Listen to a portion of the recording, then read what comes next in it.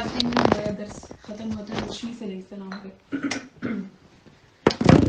حضرت شیس علیہ السلام کے بارے میں کہا جاتا ہے کہ حضرت شیس علیہ السلام کے اوپر سب سے زیادہ نبیوں میں سے سب سے زیادہ صحیفے حضرت شیس علیہ السلام کے اوپر اترے، تقریباً 50 صحیفے.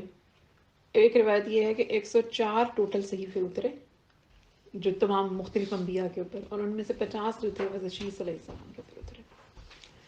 تو آدم علیہ السلام کے بعد حضرت شیس علیہ السلام نے جو ہے وہ ان کے اس سلسلے کو چلایا، اور ماشاءاللہ، اور شیس کا مطلب بھی تھا کہ خدا کا عطیہ، کیونکہ حابیل کی جب اس کا قتل ہو گیا تھا، قابیل نے اس کو قتل کر دیا تھا، تو اللہ تعالیٰ نے کیونکہ غمگین تھے حضرت آدم علیہ السلام ہوا، تو ان کے لیے اللہ تعالیٰ نے پھر حضرت شیس علیہ السلام کو ایک عطیے کے طور پہ ان کو نوازا. تو ماشاءاللہ ان سے پھر وہ سلسلہ چلا. حضرت شیس علیہ السلام کے بعد پھر ان کی اولاد، پھر ان کی مطلب سلسلہ تو یہ جو کڑی چلتی رہی، لیکن اس کے بعد جو نبی ہوئے وہ شیس علیہ السلام کے بعد پھر خنوخ جن کا نام لیا جاتا ہے، یا جن کو حضرت ادریس علیہ السلام کہتے ہیں.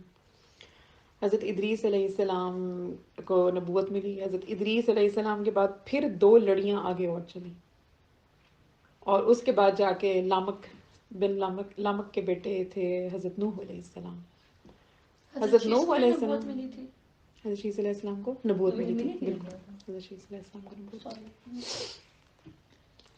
حضرت شیس علیہ السلام کے بعد پھر ان کے بیٹے پھر حضرت ادریس علیہ السلام تھے. اور اس کے بعد جو پہلے رسول تھے، جو رسالت سب سے پہلے ملی تھی، وہ حضرت نوح علیہ السلام کو ملی تھی. حضرت نوح، اب سب سے پہلے تو ہم یہ بھی دیکھ لیں کہ نبوت اور رسالت میں فرق کیا ہے، کیونکہ بہت امپورٹنٹ کوشچن ہے، کیونکہ اکثر ہم میں سے مکس کرتے ہیں ان 2 چیزوں کو. جو نبی ہے اس کو انگلش میں بھی ہم پروفٹ کہتے ہیں، لیکن جو رسول ہے اس کو انگلش میں ہم میسنجر کہتے ہیں. تو اگر ہم صرف اسی ایک ورڈ پہ غور کریں کہ میسنجر وہ ہوتا ہے جو کسی کا میسج دیتا ہے، تو اللہ تعالیٰ کا جو میسج تھا اس کو میسنجر نے پھیلایا، لیکن پھر نبی نے کیا کام کیا؟ یہاں سے ایک دوسرا کویشچن ہوتا ہے. نبوت اور رسالت میں فرق یہ ہے، نبوت جو نبی ہے وہ ورڈ نکلا ہے نبا سے، جیسے ہم پڑھتے ہیں عین النبأ العظیم، تو وہ جو نبا کا ورڈ ہے، نبا کو عربی میں نبا کا ورڈ وہاں پہ استعمال ہوتا ہے جہاں پہ کوئی بہت بڑی خبر کسی نے دینی ہے. سمپل خبر نہیں، کوئی ایسی نیوز نہیں جو عام کسی کو دینی ہے کہ آج یہ ہوا آج یہ ہوا، نہیں، کوئی بہت عظیم خبر جو کہ انسانیت کے لیے ایک دم بہت بڑا چینج لائے اور جس میں بہت فلاح ہو انسانیت کے لیے. نبا عربک میں ایسی خبر کو کہتے ہیں. تو نبا سے نام نکلا نبی. اور نبیوں کے بارے میں اللہ تعالیٰ نے قرآن پاک کی آیات میں فرمایا ہے کہ نبی یا انبیاء وہ ہیں جو اللہ تعالیٰ کی طرف سے خوشخبری دیتے ہیں یا لوگوں کو، یا پھر ڈراتے ہیں. کیونکہ 2 چیزیں لکھی ہوئی ہیں ساتھ ساتھ انبیاء کے بارے میں، یا خوشخبری دینے والے یا پھر ڈرانے والے. تو نبی جو ہوتے ہیں ان کا کام یہ ہے کہ انہوں نے لوگوں کو جنت کی خوشخبری بھی دینی ہے اور جہنم کے عذاب سے بھی ڈرانا ہے، دونوں کام کریں. اب نبی جو ہے وہ اللہ تعالیٰ کے حکم کو چلائیں گے، پیغام بھی پہنچائیں گے، تبلیغ کا کام بھی کریں گے، سب لوگوں کو اچھائی کی طرف بھی لائیں گے، برائی سے بھی روکیں گے. لیکن جو رسول ہوتے ہیں وہ ہوتے ہیں، رسالت کا مطلب ہے، رسالت ورڈ اگر اردو میں ہم دیکھیں تو یہ نکلتا ہے ارسال سے، کہ بھیجنا، کسی چیز کو پہنچانا. جب اللہ تعالیٰ کوئی نئی شریعت لانا چاہتے ہیں، شریعت کیا ہے؟ اب کہ پچھلا طریقہ کیا تھا اسلام کا، جب اس میں کچھ چینجز کرنی ہے اور کچھ نئی چیز انٹروڈیوس کرنی ہے تو پھر اللہ تعالیٰ رسالت، رسول کے اوپر وہ اتارتے ہیں نئی چیز. جو نبی ہیں وہ جو پچھلی ایک بار ایک رسول گزرے ہیں، فار ایگزامپل آنے والے جتنے نبی ہوں گے وہ سب کے سب اس رسول کی شریعت کو پھیلائیں گے، ان کی اپنی شریعت کوئی نہیں ہوتی. لیکن جب ایک رسول کے بعد ایک گیپ آیا اور ایک انبیاء کی لڑی چلتی ہے، اس کے بعد جب نیکسٹ رسول آتے ہیں تو پچھلی رسالت منسوخ ہو جاتی ہے آٹومیٹکلی. اس لیے جب حضرت موسیٰ علیہ السلام کو رسالت ملی تو حضرت موسیٰ علیہ السلام کے بعد پھر جتنے انبیاء آ رہے ہیں، لیکن جب حضرت عیسیٰ علیہ السلام آئے تو موسوی شریعت جو تھی وہ ختم ہو گئی. وہ ختم ہو گئی. کیونکہ اب حضرت عیسیٰ علیہ السلام پہ ایمان لانا ضروری ہے. صحیح. لیکن حضرت موسیٰ علیہ السلام کی جو توریت تھی اس میں جو ریکمنڈیشنز تھیں وہ عیسیٰ علیہ السلام کے لوگوں کے لیے بھی ویلڈ تھی. وہ پوری کی پوری کینسل نہیں ہوئی وہ شریعت. لیکن جب حضرت عیسیٰ علیہ السلام کے بعد ہمارے پیارے محمد صلی اللہ علیہ وآلہ وسلم خاتم النبیین آئے تو پھر جو تھی ساری رسالتیں منسوخ ہو گئی. حضرت نوح علیہ السلام پہلے رسول تھے. حضرت نوح علیہ السلام کے بعد رسالت کا سلسلہ آتا ہے ابراہیم علیہ السلام پہ. ابراہیم علیہ السلام کے دور تک جو لوگ تھے وہ نوح علیہ السلام کی رسالت کو فالو کرتے تھے. لیکن جب حضرت ابراہیم علیہ السلام آئے تو ابراہیم علیہ السلام کے بعد حضرت موسیٰ علیہ السلام تک، بلکہ زبور کے آنے تک، زبور بعد میں آئی تھی، موسیٰ علیہ السلام کے آنے تک جو فالو کی جاتی تھی وہ ہمیشہ حضرت ابراہیم علیہ السلام کی رسالت کو فالو کیا جاتا تھا. زبور حضرت داؤد پہ حضرت داؤد علیہ السلام پہ آئی تھی. اچھا، جب اب نبی، ہر رسول نبی ہوتا ہے لیکن ہر نبی رسول نہیں ہوتا. اور نبی کے بارے میں یہ بھی ہے کہ نبی کو قتل کیا جا سکتا ہے. نبی قتل ہوئے ہیں، انبیاء قتل کیے گئے ہیں، لیکن کوئی رسول قتل نہیں کیا گیا. رسول کو قتل نہیں، کیونکہ یہ اللہ تعالیٰ کی سنت ہے کہ رسول قتل نہیں ہو سکتا. انبیاء پھر بھی قتل ہو گئے ہیں. اب انبیاء جو ہیں وہ ایک ٹائم میں 2-3 انبیاء بھی ہو سکتے ہیں مختلف علاقوں میں. ایون ایک جیسے حضرت زکریا علیہ السلام جب تھے ان کو اللہ تعالیٰ نے بیٹے دیے، حضرت یحییٰ علیہ السلام. اب حضرت یحییٰ علیہ السلام اور حضرت عیسیٰ علیہ السلام ان کا دور ایک تھا. حضرت یحییٰ علیہ السلام جو تھے وہ حضرت عیسیٰ علیہ السلام کی جو والدہ تھی مریم، بی بی مریم علیہ السلام، بی بی مریم علیہ السلام کے خالہ زاد بیٹے تھے زکریا. اور زکریا علیہ السلام آئے بھی جو یحییٰ علیہ السلام کو حضرت عیسیٰ علیہ السلام کی پیدائش کے بعد، مطلب دونوں کا تقریباً قریب قریب آئی ہے پیدائش کا. اب دونوں نبی ہیں لیکن رسول صرف حضرت عیسیٰ علیہ السلام ہے.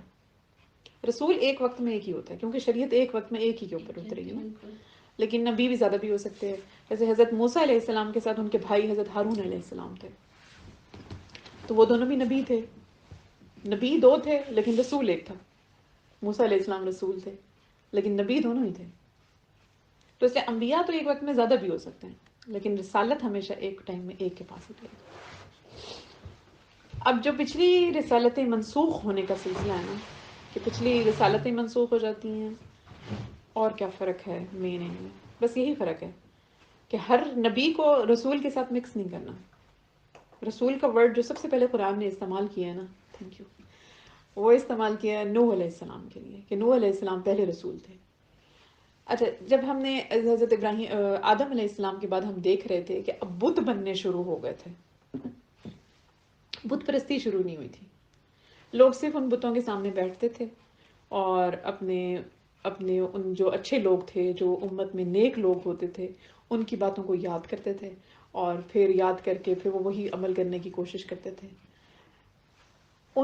وہ جو آباء و اجداد تھے نا وہ تو یہ کام کرتے رہے، لیکن جب وہ نسلیں ختم ہو گئیں، جب ان کے انتقال ہو گئے، اب ابلیس نے شیطانیت ڈالی انسانوں کے دلوں میں کہ دیکھو تمہارے آباء و اجداد تو ان کی پوجا کرتے تھے تو تم ان کی پرستش کیا کرو، تمہیں اور بھی دل کو سکون ملے گا، تمہیں بہت اچھا لگے گا.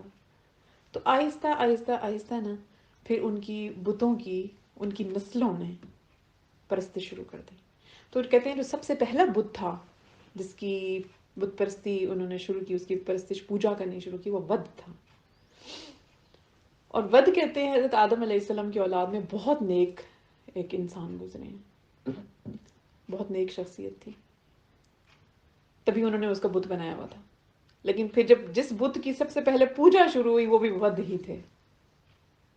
اس کے بعد ود کے بعد پھر یعوق، یغوث، نصر، یہ سارے نام قرآن کی ایک آیت میں بھی لکھے ہیں. اچھا. جہاں پہ وہ اللہ تعالیٰ حضرت نوح علیہ السلام کا واقعہ بیان کرتے ہوئے کہتے ہیں، حضرت نوح علیہ السلام کا واقعہ قرآن کی بہت ساری صورتوں میں بیان ہوا ہے. ایک تو پوری سورت سورہ نوح ہے جس کی 28 آیات ہیں اور پوری کی پوری وہ سورت نوح جو ہے حضرت نوح علیہ السلام کے بارے میں ہے. لیکن اس کے علاوہ سورۃ الانبیاء ہے، سورۃ المومنون ہے، سورۃ ہود ہے، سورہ قمر ہے، سورۃ الشعراء ہے، جس میں بہت کافی ڈیٹیل میں اور بڑے بڑے پیرائے ہیں جس میں پورا مکالمے اور نوح علیہ السلام کے پورے واقعے کو بار بار اللہ تعالیٰ نے بیان فرمایا ہے.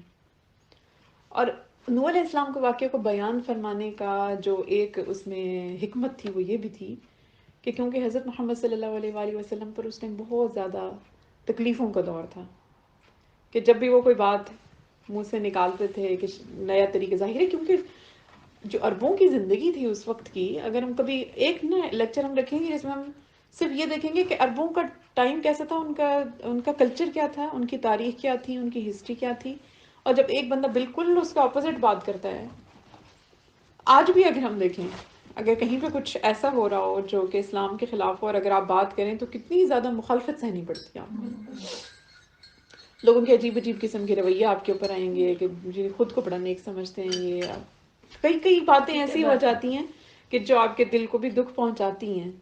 لیکن پھر انبیاء کی مثال بھی ہمارے سامنے ہے کہ حق بات ہمیشہ کیجئے، نرمی سے کیجئے، نرمی کے پیرائے میں کیجئے، لیکن کیجئے ضرور، کیونکہ حق بات کرنا ہمارے پر فرض کر دیا گیا ہے.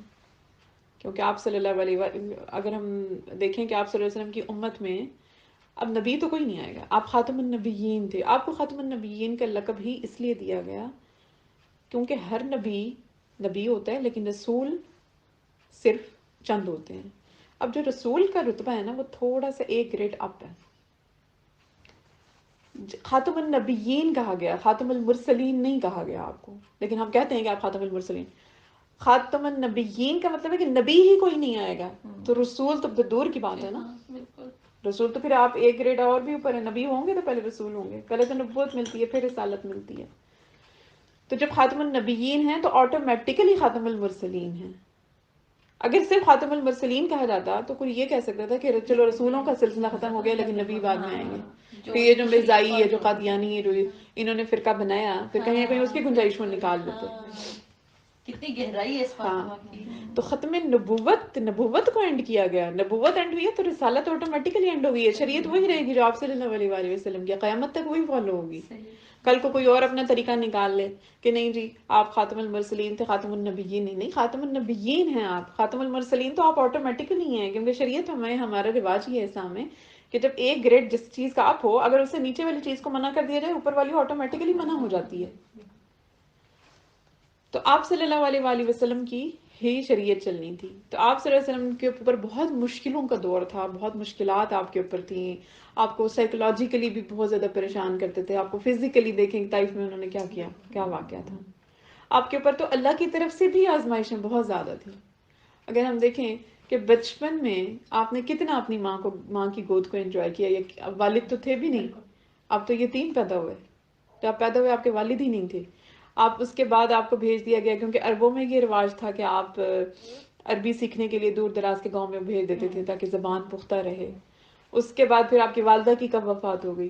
آپ کی والدہ کی وفات کے بعد آپ کے دادا نے آپ کی ذمہ داری لی. 2 سال بعد دادا کی ڈیتھ ہو گئی. جب دادا کی ڈیتھ ہو گئی آپ کے تایا نے ذمہ داری لی، تایا کی ڈیتھ ہو گئی. تو آپ کو زندگی میں تو آلریڈی اتنی مشکلات تھیں کہ اگر ہم ان مشکلات کو سوچیں، اگر ہم اپنے لیے سوچیں تو ہمیں لگتا ہے کہ ایک تکلیف پتہ نہیں ہمارے پہ کیا ہو گیا.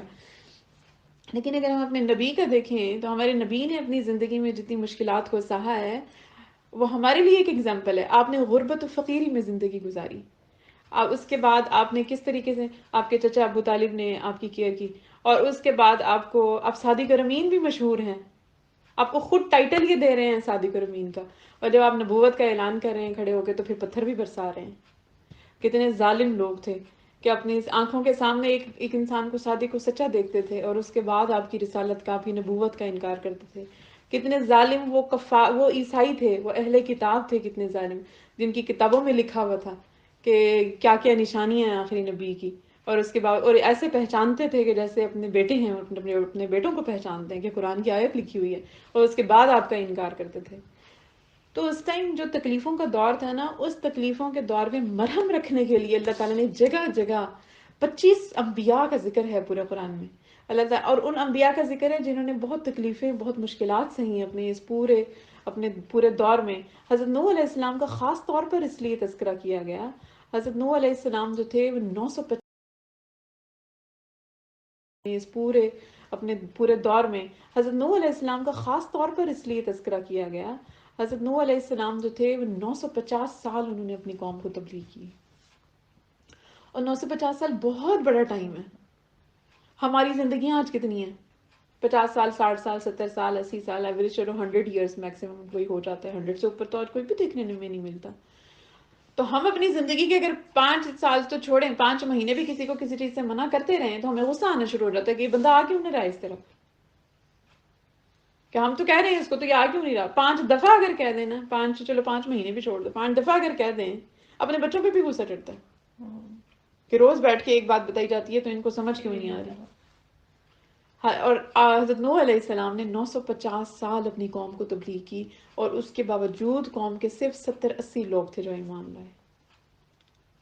اتنی بڑی قوم کے تو کتنی تکلیف کا مقام ہوتا ہوگا وہاں پر, کہ ایک نبی کو اور ایک رسول کو یہ احساس جب ہوتا ہوگا کہ میں ان کو کھینچتا ہوں اچھائی کی طرف اور یہ لوگ برائی میں ڈوبتے ہی چلے جا رہے ہیں. کیونکہ جس انسان کو اور نبی اور رسول کو تو پتہ ہوتا ہے آخرت کا, ہم تو اندازہ نہیں کر سکتے نا ان چیزوں کا, ان کے اوپر تو غیب کھلا ہوا ہوتا ہے. تو جن کو حقیقت, جن کو آگ نظر آتی ہے, وہ بیچارے اسی لیے انسانیت کو کھینچتے ہیں کہ لوگوں نہ جاؤ اس طرف, لوگوں نہ جاؤ اس طرف. لیکن انسان نے اپنے اوپر بھی بڑا ظلم کیا ہے, انسان بڑا ہی ظالم ہے, اللہ تعالیٰ سے ہی فرماتے ہیں. تو نوح علیہ السلام کے واقعے سے اللہ تعالیٰ نے آپ کو صبر اور مرحم جیسے ایک رکھتے ہیں نا, کہ دیکھو نوح نے اپنی قوم کے ساتھ کیا کیا ہے. نوح نے تبلیغ کی, اور پھر بتایا کہ 50 سال, یہ پوری آیت کا ترجمہ ہے کہ نوح کو ہم نے 50 سال, 1000 میں سے 50 سال کم وہ اپنی قوم کو تبلیغ کرتے رہے. 950 سال تبلیغ کی. بہت بڑا صبر چاہیے 950 سال تک, جب آپ لوگوں کی مخالفتیں بھی سہیں, آپ لوگوں کی تانہ زنی بھی سہیں, لوگ آپ کے ساتھ ٹھٹھا اور مذاق بھی کریں, چلتے چلتے آپ کے اوپر آوازیں بھی کس کے جائیں. ہمارے پہ چلتے چلتے آج کوئی آواز کس جائے, اگلی دفعہ اس کو بلائیں گے ہی نہیں نیکی کی طرف. حالانکہ انسان کو آہستہ آہستہ اپنے اندر وہ حوصلہ لانا چاہیے, برداشت کی وہ والا ٹالرنس لانا چاہیے. حضرت نوح علیہ السلام نے بہت زیادہ برداشت کیا اپنی قوم کے ٹھٹھے کو, ان کے مذاق کو, ان کے تمسخر کو, ان کے ہنسی اڑانے کو, اور ان کے جو ہر وقت وہ چلتے پھرتے جو ہے وہ آ کے وہ جب بھی دیکھتے تھے نوح علیہ السلام کو کچھ کرتا ہوا یا ان کو تبلیغ کرتا ہوا, تو آ کے ان کے اوپر کوئی نہ کوئی تانا کس کے تو گزر جاتے تھے. اور اس کے بعد نوح علیہ السلام کی قوم میں ایک یہ بھی تھا کہ جب کوئی انسان مرتا تھا تو وہ اپنے بچوں کو وصیت کر کے جاتا تھا کہ نوح کی بات پہ کبھی یقین نہ کرنا اور ایمان نہ لانا. ایسے ظالم لوگ تھے کہ, اور ان کے بچے جب پیدا ہوتے تھے تو اپنے بچوں کو بچپن سے سکھاتے تھے وہ کہ نوح کی بات پہ ایمان نہیں لانا. یعنی ان کو بچپن سے ان کے دماغوں میں ڈالتے تھے, جب وہ جوانی تک پہنچتے تھے تو ان کے دماغ میں یہ چیز گھسا دیتے تھے وہ کہ نوح کی بات پہ ایمان نہیں لانا. اور جب مرتے ہوئے وصیت کر کے, آج دیکھیں آج بھی, آج کے دور میں بھی اگر کوئی کسی کے والدین میں سے کسی کی وفات ہو, جاتے جاتے وہ کوئی بھی وصیت کر جائے نا یہ گال, تو اس کا ہر کوئی پاس رکھنے کی کوشش کرتا ہے, چاہے اس کو وہ صحیح ہے یا غلط, کوئی بھی نہیں سوچتا. وہ کہتے نہیں, اس نے مرنے سے پہلے یہ کہا تھا تو یہ میں نے ضرور کرنا ہے نا, باقی مجھے کچھ نہیں پتا. تو جب ایک ماں یا باپ ان کے مرتے ہوئے یہ وصیت کر کے اپنی اولاد کو جاتے تھے کہ نوح پہ ایمان نہیں لانا, تو اس کے بعد وہ کتنے پختہ ہوتے ہوں گے اپنے اس عزم کے اندر, کہ ان کے دلوں میں گھس گئی تھی یہ چیز کہ اس بندے کی بات ہم نے سنی. یہ وہی والی بات ہے نا کہ اللہ تعالیٰ نے پردے ڈال دیے بس. جب کوئی انسان کفر کی طرف جاتا ہے نا, تو اس کفر کا وبال یہ ہوتا ہے کہ پھر اللہ تعالیٰ پردے ڈال دیتے ہیں. سورہ یاسین کے دیکھیں پہلے رکوع میں یہی ہے کہ ایسے دیواریں کھڑی کر دیتے ہیں ہم ان کے آگے پیچھے دائیں بائیں کہ کچھ دیکھ نہیں سکتے. تو سیم یہی حال جو تھا وہ نوح علیہ السلام کی قوم کا تھا. لیکن نوح علیہ السلام نے بہت برداشت کیا, بہت صبر کیا, 950 سال انہوں نے برداشت کیا.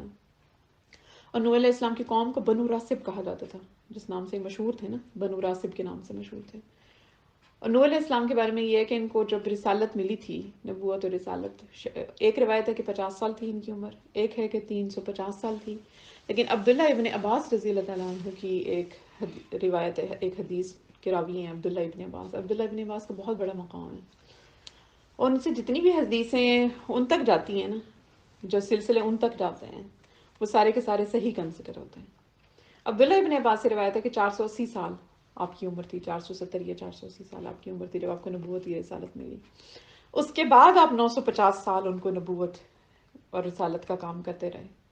یعنی 480 وہ ملائیں، 950 سال وہ ملائیں، تو پھر 1300 اور کتنی ان کی زندگی ماشاءاللہ تھی اتنی. اللہ تعالیٰ نے ان کو عمر بھی طویل دی، لیکن ان کے اوپر آزمائش بھی بہت بڑی تھی. اور حضرت نوح علیہ السلام کو جب نبوت اور رسالت ملی تو اس ٹائم حالات تو یہی تھے نا کہ لوگ وصیت کرتے تھے. جب انہوں نے نبی ایز اے نبی اپنے آپ کو انٹروڈیوس کرایا، ایز اے رسول اپنے آپ کو انٹروڈیوس کرایا، تو لوگوں کے یہی حالات چل رہے تھے کہ جیسے ہی کرایا تو لوگوں نے تانا زنی. اور یہ تو رواج رہا ہے قوموں کا، لوگوں کا، کہ جو آپ کو حق کی طرف بلاتا ہے اس کو پھر تیار رہنا چاہیے کہ ہمیں یہ چیزیں برداشت کرنی پڑیں گی. اب یہ علماء دیکھ لیں، اتنے بڑے بڑے علماء ہیں. میں کہتی ہوں اگر آپ کو علماء کا لگتا ہے نا کہ یہ، جیسے آپ کوئی بھی ایک واقعہ دیکھ لیتے ہیں کہ یہ اس عالم نے ٹھیک نہیں کیا، اس کو جج مت کریں کبھی بھی. کسی عالم کی کسی چیز کو جج نہ کریں، کیونکہ اللہ تعالیٰ نے کہا ہے 100 میں سے 50 نمبر لوگے نا تو پاس کر دوں گا، 100 میں سے 51 نمبر لوگے تو یہی ہے نا آدھی نیکیاں، کہ جس کی نیکیاں اس کے گناہوں سے تھوڑی سی ذرا برابر بھی اوپر ہوں گی وہ بخش دیا جائے گا انشاءاللہ تعالیٰ. اور جس کے گناہ تھوڑے سے زیادہ ہو گئے تو اللہ اس پہ بھی رحم کرے، اللہ ہمارے پر رحم کرے. وہ پھر اللہ نے اپنی رحمت سے ہاں وہ اللہ نے اپنی رحمت سے معاف ہر کر ایک کو دینا. رحمت سے کر ہاں. دیا. تو جب علماء ماشاءاللہ اتنا نیکی کا کام کر رہے ہوتے ہیں، اللہ نے ان کو دین بھی دیا ہوتا ہے، لوگوں کو تبلیغ کر رہے ہوتے ہیں، کہتے ہیں اگر آپ ایک بھی انسان کو کفر سے اسلام کی طرف لے کے آتے ہیں تو اللہ تعالیٰ اس انسان کو ہی بخش دیتے ہیں. اب بہت زیادہ ڈاکٹر ذاکر نائک پہ بہت زیادہ لوگ تبصرے کرتے ہیں، مولانا طارق جمیل کا کوئی چیز دیکھ لیں ان پہ بہت زیادہ، ایون ہم کسی عالم کو دیکھ لینا ہمیں ایسا لگتا ہے کہ عالم فرشتہ ہے، وہ غلطی نہیں کر سکتا، ہم اس کو انسان ہی نہیں سمجھتے، اس کو پتہ نہیں کون سے سیڑھی پہ جا کے بٹھا دیتے ہیں. بھئی وہ بھی انسان ہے، وہ بھی غلطی کر سکتے ہیں. ہاں ہو سکتا ہے بعض اوقات غلطی ہوگی، بعد میں ان کو احساس ہوتا ہے وہ اپنے رب کے ساتھ وہ کیا راز و نیاز کرتے ہیں، کس طرح اپنی مغفرت طلب کرتے ہیں، تو یہ تو ہم نہیں جانتے نا، تو ان کو چھوڑ دینا چاہیے. تو یہ وہاں پہ بھی لوگوں کا یہی حال تھا کہ چلتے چلتے جیسے ہی نبوت اور رسالت کا انہوں نے کیا آغاز تو لوگوں کی طعنہ زنی شروع، لوگوں کے ہر وقت ان کے اوپر مذاق کرنا، تمسخر کرنا، ان کی ہنسی اڑانا، یہ ان کا اصول اور رواج اور طریقہ بن گیا. اب حضرت نوح علیہ السلام جو تھے وہ اپنی اولاد دیکھیں، سب سے پہلے انسان اپنی اولاد سے بھی شروع کرتا ہے، اپنے بچوں سے کرتا ہے، اپنی بیوی سے بھی کرتا ہے، اور سب سے زیادہ مشکل اپنے گھر میں امپلیمنٹ کرنا ہوتا ہے. اپنے گھر میں امپلیمنٹ کرنا بہت مشکل ہوتا ہے، اپنے بچوں کو اس طرف لانا، اپنی بیوی اگر مرد ہے تو اس کے لیے اپنی بیوی کو لانا، اگر بیوی ہے تو اپنے شوہر کو لے کے آنا، بہت مشکل کام ہے یہ. باہر کے لوگ پھر بھی سن کے جلدی عمل کر لیتے ہیں، لیکن گھر میں زیادہ پرابلم ہوتی ہے، کیونکہ آپ ہر وقت گھر میں موجود ہیں، آپ ہر وقت روک ٹوک کر رہے ہیں، یہ نہیں کرو، یہ نہیں کرو، یہ نہیں کرو، وہ کنسیڈر نہیں کرتے. تو حضرت نوح علیہ السلام نے بھی اپنے سب بیٹوں کو، آف کورس انہوں نے بھی تبلیغ کی ہوگی، اپنی بیوی کو بھی کی ہوگی، لیکن نہ ان کی بیوی پوری زندگی ان پر ایمان لائے اور نہ ان کا ایک بیٹا ان پر ایمان لائے. تو یہ بھی کتنی تکلیف دہ بات ہے. میں کہتی ہوں یہ سب سے بڑی تکلیف دہ بات ہے کہ آپ کو پتا ہو کہ یہ غلط راستے پہ چل رہے ہیں، آپ ہر ایفرٹ کر چکے ہوں، لیکن آپ کا بچہ صحیح راستے پہ نہیں آ رہا ہے، یا اگر آپ مرد ہیں تو آپ کی بیوی صحیح راستے پہ نہیں آ رہی، اگر بیوی ہیں تو شوہر صحیح راستے پہ نہیں آ رہا. بس وہ اللہ کو بہتر معلوم تھا نا کہ کیسے ان کو جو ہے وہ. لیکن کتنی کتنی اذیتیں اور کتنی تکلیفیں نبیوں نے بھی سہی ہیں. آج ہم مثال دے دیتے ہیں کہ چراغ تلے اندھیرا ہے، کہہ دیتے ہیں نا کسی عالم کے بیٹے کے سنا ہم کہتے ہیں چراغ. یہ طریقہ ہمیشہ رہا ہے. حضرت ابراہیم علیہ السلام کے والد دیکھیں، ان کا کفر پہ انتقال ہوا. اب باپ کے ساتھ آپ کی کتنی اٹیچمنٹ ایک انسان کی ہوتی ہے، لیکن اگر آپ کو پتا ہے کہ آپ کے والد ایمان ہی نہیں لا رہے. حضرت لوط علیہ السلام کی بیوی تھی، وہ ایمان نہیں لائی ساری زندگی آپ کے اوپر. تو بہت تکلیف دہ ہوتا ہے جہاں پہ ماں یا باپ یا شوہر یا بیوی یا بچے، آپ کے جو بہن بھائی آپ کے قریب کے لوگ ہوتے ہیں نا، جب وہ ایمان نہیں لا رہے ہوتے ہیں، یہ دل کو چیر دینے والی باتیں ہوتی ہیں. تو یہ چیزیں انبیاء پر گزری ہیں، انبیاء پر ہر وہ تکلیف گزری ہے جو ہم کہتے ہیں کہ انسانوں کے اوپر گزرتی ہے. اللہ نے گزار کے دکھائی ہے ان کے اوپر کہ میرے بندے مجھ سے یہ شکوہ نہ کریں کہ یہ تو اللہ کے چنے ہوئے بندے تھے، یہ اگر اس تکلیف میں آتے تو ان کو پتہ چلتا ہے نا کہ تکلیف کیا ہوتی ہے. کہہ سکتے تھے نا انسان بڑا ظالم ہے، بڑے مزے سے بیٹھ کے کمنٹ دے دیتا ہے نا. ہم کہتے ہیں ہاں یہ خود اس تکلیف میں آئے ہوتے تو ان کو پتہ چلتا ہے نا، وہ نبی اس تکلیف سے نہیں گزرے، اس لیے ان کو اندازہ نہیں ہے اس تکلیف کا. نعوذ باللہ.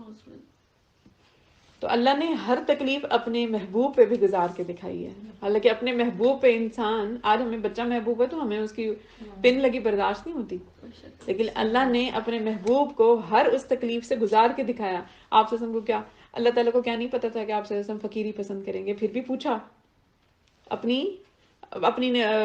مخلوق کے لیے. اور ہمارے حبیب خدا صلی اللہ علیہ وآلہ وسلم نے بھی اپنی امت کے لیے کیا جواب دیا. حالانکہ کیوں نہیں آپ رہ سکتے تھے، کیوں نہیں نرم گدوں پہ آپ سو سکتے تھے؟ چوائس تھی ان کے پاس، چوائس تھی. ہاں. اب حضرت جبرائیل علیہ السلام آ کے پوچھ رہے ہیں، آپ چاہیں تو مکے کے سارے پہاڑوں کو سونے میں بدل دیں آپ کے لیے، آپ کے سامنے دولت کے کیا ڈھیر نہ لگ جاتے، انبار نہ لگ جاتے. اور دولت کے ڈھیروں اور انباروں کو چھوڑ دیں، صرف دنیا کے خزانے ہی کھول دیے جاتے ہیں. اور ہو سکتا ہے کہ کھلے ہوئے بھی ہوں، ہم تو نہیں جانتے. آپ صلی اللہ علیہ وسلم کے پاس تو اللہ نے آپ کو کیا کیا علوم دیے تھے، ہمیں تو ان کا صحیح طرح علم ہی نہیں ہے، ہم ان کا احاطہ ہی نہیں کر سکتے. لیکن پھر بھی اس تکلیف سے، اس فقر کی حالت میں بھی گزرے کہ کہاں کہاں حدیثیں ہمارے پاس چل کے آئیں گے، آپ لیٹے ہوئے تھے تو آپ کی چٹائی کے آپ کے سارے نشان پڑ گئے آپ کے جسم کے اوپر. صحابہ کو کتنی تکلیف ہوتی ہوگی وہ دیکھ کے. تو اس تکلیف میں سے اللہ نے اپنے محبوب کو گزارا. حضرت نوح علیہ السلام کے واقعے کو بھی اللہ تعالیٰ نے ان کو بیان کر کے سنایا کہ دیکھو نوح نے بھی 950 سال اپنی قوم کو تبلیغ کی، لیکن نوح نے ہمت نہیں ہاری، ہمت کے ساتھ، تحمل کے ساتھ کی. تو اے نبی آپ بھی نرمی کے ساتھ ان کو اپنا کیجیے. اب نوح علیہ السلام نے جب نبوت، اب یہ نبوت اور رسالت چل پڑی. اب نوح علیہ السلام کا اب نوح علیہ السلام ان کو، وہ چاہے جو بھی ٹھٹھا کرتے تھے نا، نوح علیہ السلام جب بھی ان کو موقع ملتا تھا وہ ان کو حق بات کرتے تھے.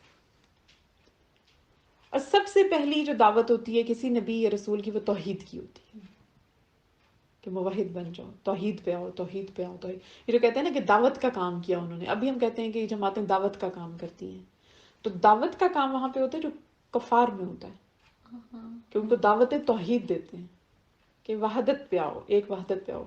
کیونکہ یہ بیسک چیز ہے. اہل کتاب جو واحد توحید پہ ایمان لاتے تھے، ان کو کیوں یہ اجازت دی کہ ان کی عورتوں سے شادی کر لو؟ کیونکہ کم از کم توحید پرست ہیں، شرک نہیں کرتے، کفر نہیں کرتے. لیکن جہاں پہ شرک اور کفر آ گیا وہاں تو اجازت نہیں ہے. تو توحید جو لا الہ الا اللہ ہے نا، یہ بہت بڑی عبادت ہے. کہتے ہیں آپ کے جو آپ کا وہ ہوگا میزان قیامت کے دن جب آپ کا قائم ہوگا، اس میں آپ کی نیکیوں کا، آپ کے گناہوں کا وزن ہوگا، اس میں سب سے بھاری کلمہ لا الہ الا اللہ ہوگا. آپ نے جب کبھی اس کو دل کے ساتھ پڑھا ہوگا نا، جب آپ کا دل باز ہوگا، تو آپ فار ایگزامپل آپ اکیلے کہیں جا رہے ہوتے ہیں، آپ کسی نظارے کو دیکھتے ہیں، آپ کچھ آپ کہتے ہیں لا الہ الا اللہ، آپ کے دل سے جو نکل جاتا ہے نا کبھی، وہ کلمہ سب سے بھاری ہے. اسی لیے جب بھی آپ کوئی سین دیکھیں، کوئی خوبصورت دیکھیں، اللہ کا شاہکار دیکھیں، اللہ تعالیٰ کی قدرت کا کوئی نظارہ دیکھیں، آپ کو اللہ تعالیٰ پہ پیار آئے کبھی، تو فوراً بولے لا الہ الا اللہ، کہ اللہ آپ کے سوا کوئی معبود نہیں ہے، ہم آپ ہی کی عبادت کرتے ہیں. تو وہ جو تنہائی کے فکرے ہوتے ہیں آپ کے، تنہائی کا آپ کا ایک ربط ہوتا ہے اللہ تعالیٰ کے ساتھ، اللہ کو بہت پسند ہے. اسی لیے اللہ تعالیٰ نے اس کو سب سے بھاری رکھا ہے اپنے آپ کے میزان میں. تو لا الہ الا اللہ اس کائنات کی سب سے بڑی دعوت بھی ہے کہ اللہ پہ ایمان لاؤ. سب سے پہلے اللہ پہ ایمان لاؤ کہ اللہ ایک ہے، اس کے ساتھ شرک نہ کرو، کفر نہ کرو، اس کو رد نہ کرو. تمہارے سامنے اتنے مشاہدے ہیں کائنات اللہ نے کیسے بنائی ہے، تو بہت بڑا ٹاپک ہے. اب جب نوح علیہ السلام نے نبوت اور رسالت حق بات پھر بھی کہتے رہے، ان تانوں کو سہتے بھی رہے اور کہتے بھی رہے. اللہ سے شکوہ نہیں کیا انہوں نے کبھی، کہتے رہے، اپنے اس پہ لگے رہے. اب جو سب سے پہلے جو لوگ ایمان لائے تھے نا آپ کی دعوت دینے سے، وہ اس وقت کے غریب لوگ تھے. جو مفلس اور غریب لوگ تھے وہ آپ کے پاس آ کے بیٹھے، آپ کی بات کو سنا، آپ کی بات پہ ایمان لائے، اللہ کی وحدت پہ ایمان لائے. کیونکہ پیچھے اب بت پرستی شروع ہو گئی تھی نا. یہ جتنے بت تھے نا، کہ سب سے پہلے ود کی عبادت شروع ہوئی، اس کے بعد یعوق کی، یغوث کی، نصر کی. یہ ایک آیت ہے قرآن پاک کی جس میں یہ پورے نام لکھے ہوئے ہیں، کہ جس میں وہ لوگ کہتے تھے کہ دیکھو اپنے معبودوں کی پرستش نہ چھوڑنا، اور ود، یعوق، یغوث اور نصر کو تو بالکل نہ چھوڑنا. یہ ان کے بت تھے، یہ ان نیک لوگوں کے بت تھے. لوگ نیک تھے، انہوں نے بت بنا لیے اور پھر اب ان کی باتیں شروع کر دی. تو بت پرستی اتنی بڑھ چکی ہوئی تھی نوح علیہ السلام کے ٹائم پہ کہ وہ کہتے ہیں، بلکہ ایک اس میں تو ملتا ہے کہ ہارڈلی کوئی مسلمان تھا، کوئی بھی نہیں تھا جب نوح علیہ السلام کو نبوت دی گئی تھی. یعنی اتنی زیادہ بت پرستی آ گئی اور اتنا زیادہ لوگ کفر پہ چلے گئے، اتنا زیادہ لوگ شرک پہ چلے گئے.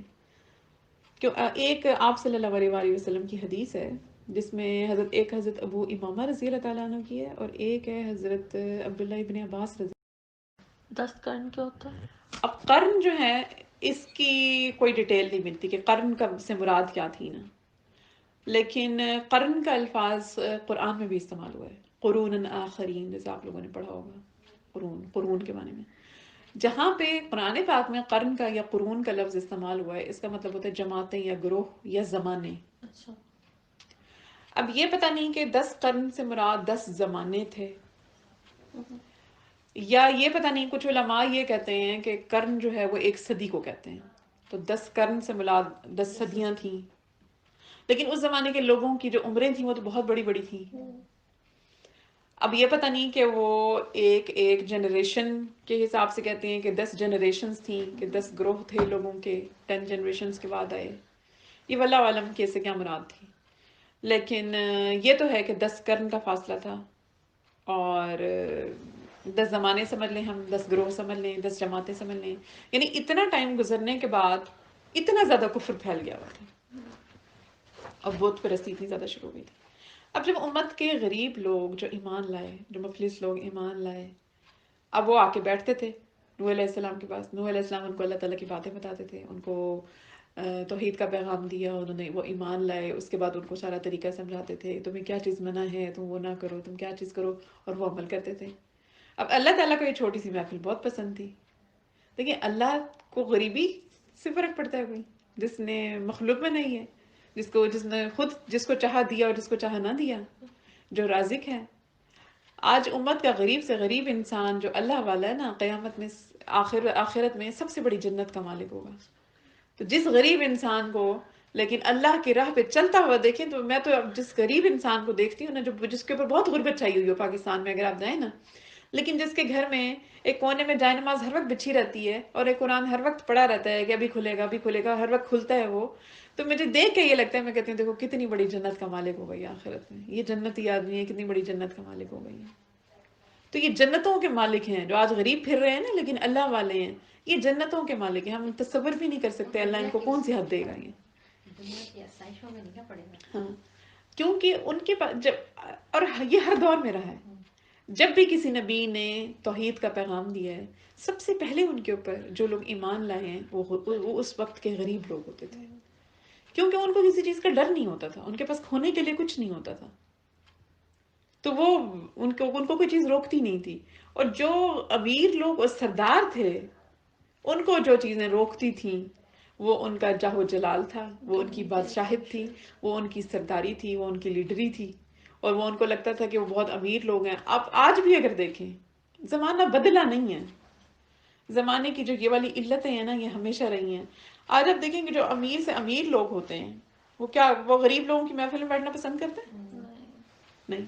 ان کا اپنا امیر بیٹھتے ہیں ان کی محفل میں، ان کا اپنا ایک الگ کا گروہ ہوتا ہے، اور وہ یہ پسند نہیں کرتے کہ ہم کسی غریب بندے کو اپنی محفل میں انوائٹ کریں، یا غریب کو بھی چھوڑ دیں، چلو کوئی غریب نہ بھی ہو لیکن اپنے سے کم لیول کے لوگ کو ہم اپنی محفل میں بٹھائیں، وہ یہ پسند نہیں کرتے. حالانکہ اسلام کا معیار تو تقویٰ ہے. اسلام تو یہ دیکھتا ہے کہ تقویٰ کس کے اندر زیادہ ہے، کس کے اندر پرہیزگاری زیادہ ہے، کون انسان جو ہے وہ برائی سے بچتا ہے، نیکی کی طرف جاتا ہے، اچھائی کی طرف جاتا ہے. تو اللہ والے جو ہوتے ہیں نا وہ غریبی اور امیری نہیں دیکھتے، وہ یہ دیکھتے ہیں کہ کون اللہ کے زیادہ قریب ہے، اس کو پکڑو.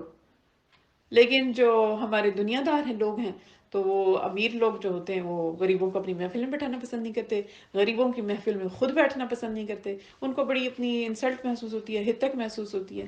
تو یہ جو دولت ہے نا، یہ بہت بڑی رکاوٹ ہوتی ہے کسی امیر کے ایمان لانے میں بھی. تو اس زمانے کے جو سردار تھے نا، ان کی سرداری جو تھی وہ ان کو روکتی تھی کہ اب ہم سردار ہو کے تو اس غریب کی محفل میں کیسے جا کے بیٹھیں. ایک ٹائم آیا کہ انہوں نے حضرت نوح علیہ السلام کو کہا کہ نوح ہم تم پہ ایمان تو لے آئیں، لیکن تم ہم سے یہ وعدہ کرو کہ تم ان غریبوں کے ساتھ ہمیں نہیں بٹھاؤ گے، ان کو نکال دو تم اپنی محفل سے. مطلب ان کو لگتا تھا کہ اگر یہ نہیں ہے، اب دیکھیں اگر وہ یہ بات کر رہے ہیں کہ ہم ایمان تو تم پہ لے آئیں، اس کا مطلب ہے کہ دل میں کہیں نہ کہیں کچھ تسلیم تو کر چکے ہیں نا کہ بات صحیح کہہ رہے ہیں. تسلیم کرتے ہوئے بھی کس چیز نے روکا ان کو؟ ان کی سرداری اور ان کے مرتبے نے. تو یہ وہ بہت بڑی شیطان کا ٹریپ ہے، آپ کی دولت یا آپ کا مرتبہ. اس کو آپ خود اٹھا کے چولہے پہ رکھا کریں. جب انسان کو اس چیز کا کبھی ذہن میں خیال آئے نا، اس کو خود اٹھا کے چولہے کی راکھ بنا دیں، کیونکہ اس کی اہمیت چولہے کی راکھ جتنی بھی نہیں ہے اس جاہ و جلال کی اور یا اس دنیا کی دولت کی. یہ کوئی حیثیت نہیں رکھتی. کتنے سال جی لیں گے اس دنیا میں؟ 50 سال، 60 سال، 70، 80، 100، کتنا بھی جی لیں گے. جو آخرت کی زندگی ہے لاکھوں کروڑوں سال، پتہ نہیں کوئی، وہ تو ختم ہی کبھی نہیں تو ہوگا. حد ہی نہیں ہے. ہاں، تو بڑا ہی بیکار سودا ہم کرتے ہیں. ہم دنیا کی دولت کو اہمیت دیتے ہیں اور آخرت کی جو بیش بہا نعمتیں ہیں جن کے سامنے دنیا، اور اللہ تعالیٰ فرماتے ہیں کہ مچھر کی جتنی بھی اہمیت نہیں رکھتی یہ کائنات میرے لیے.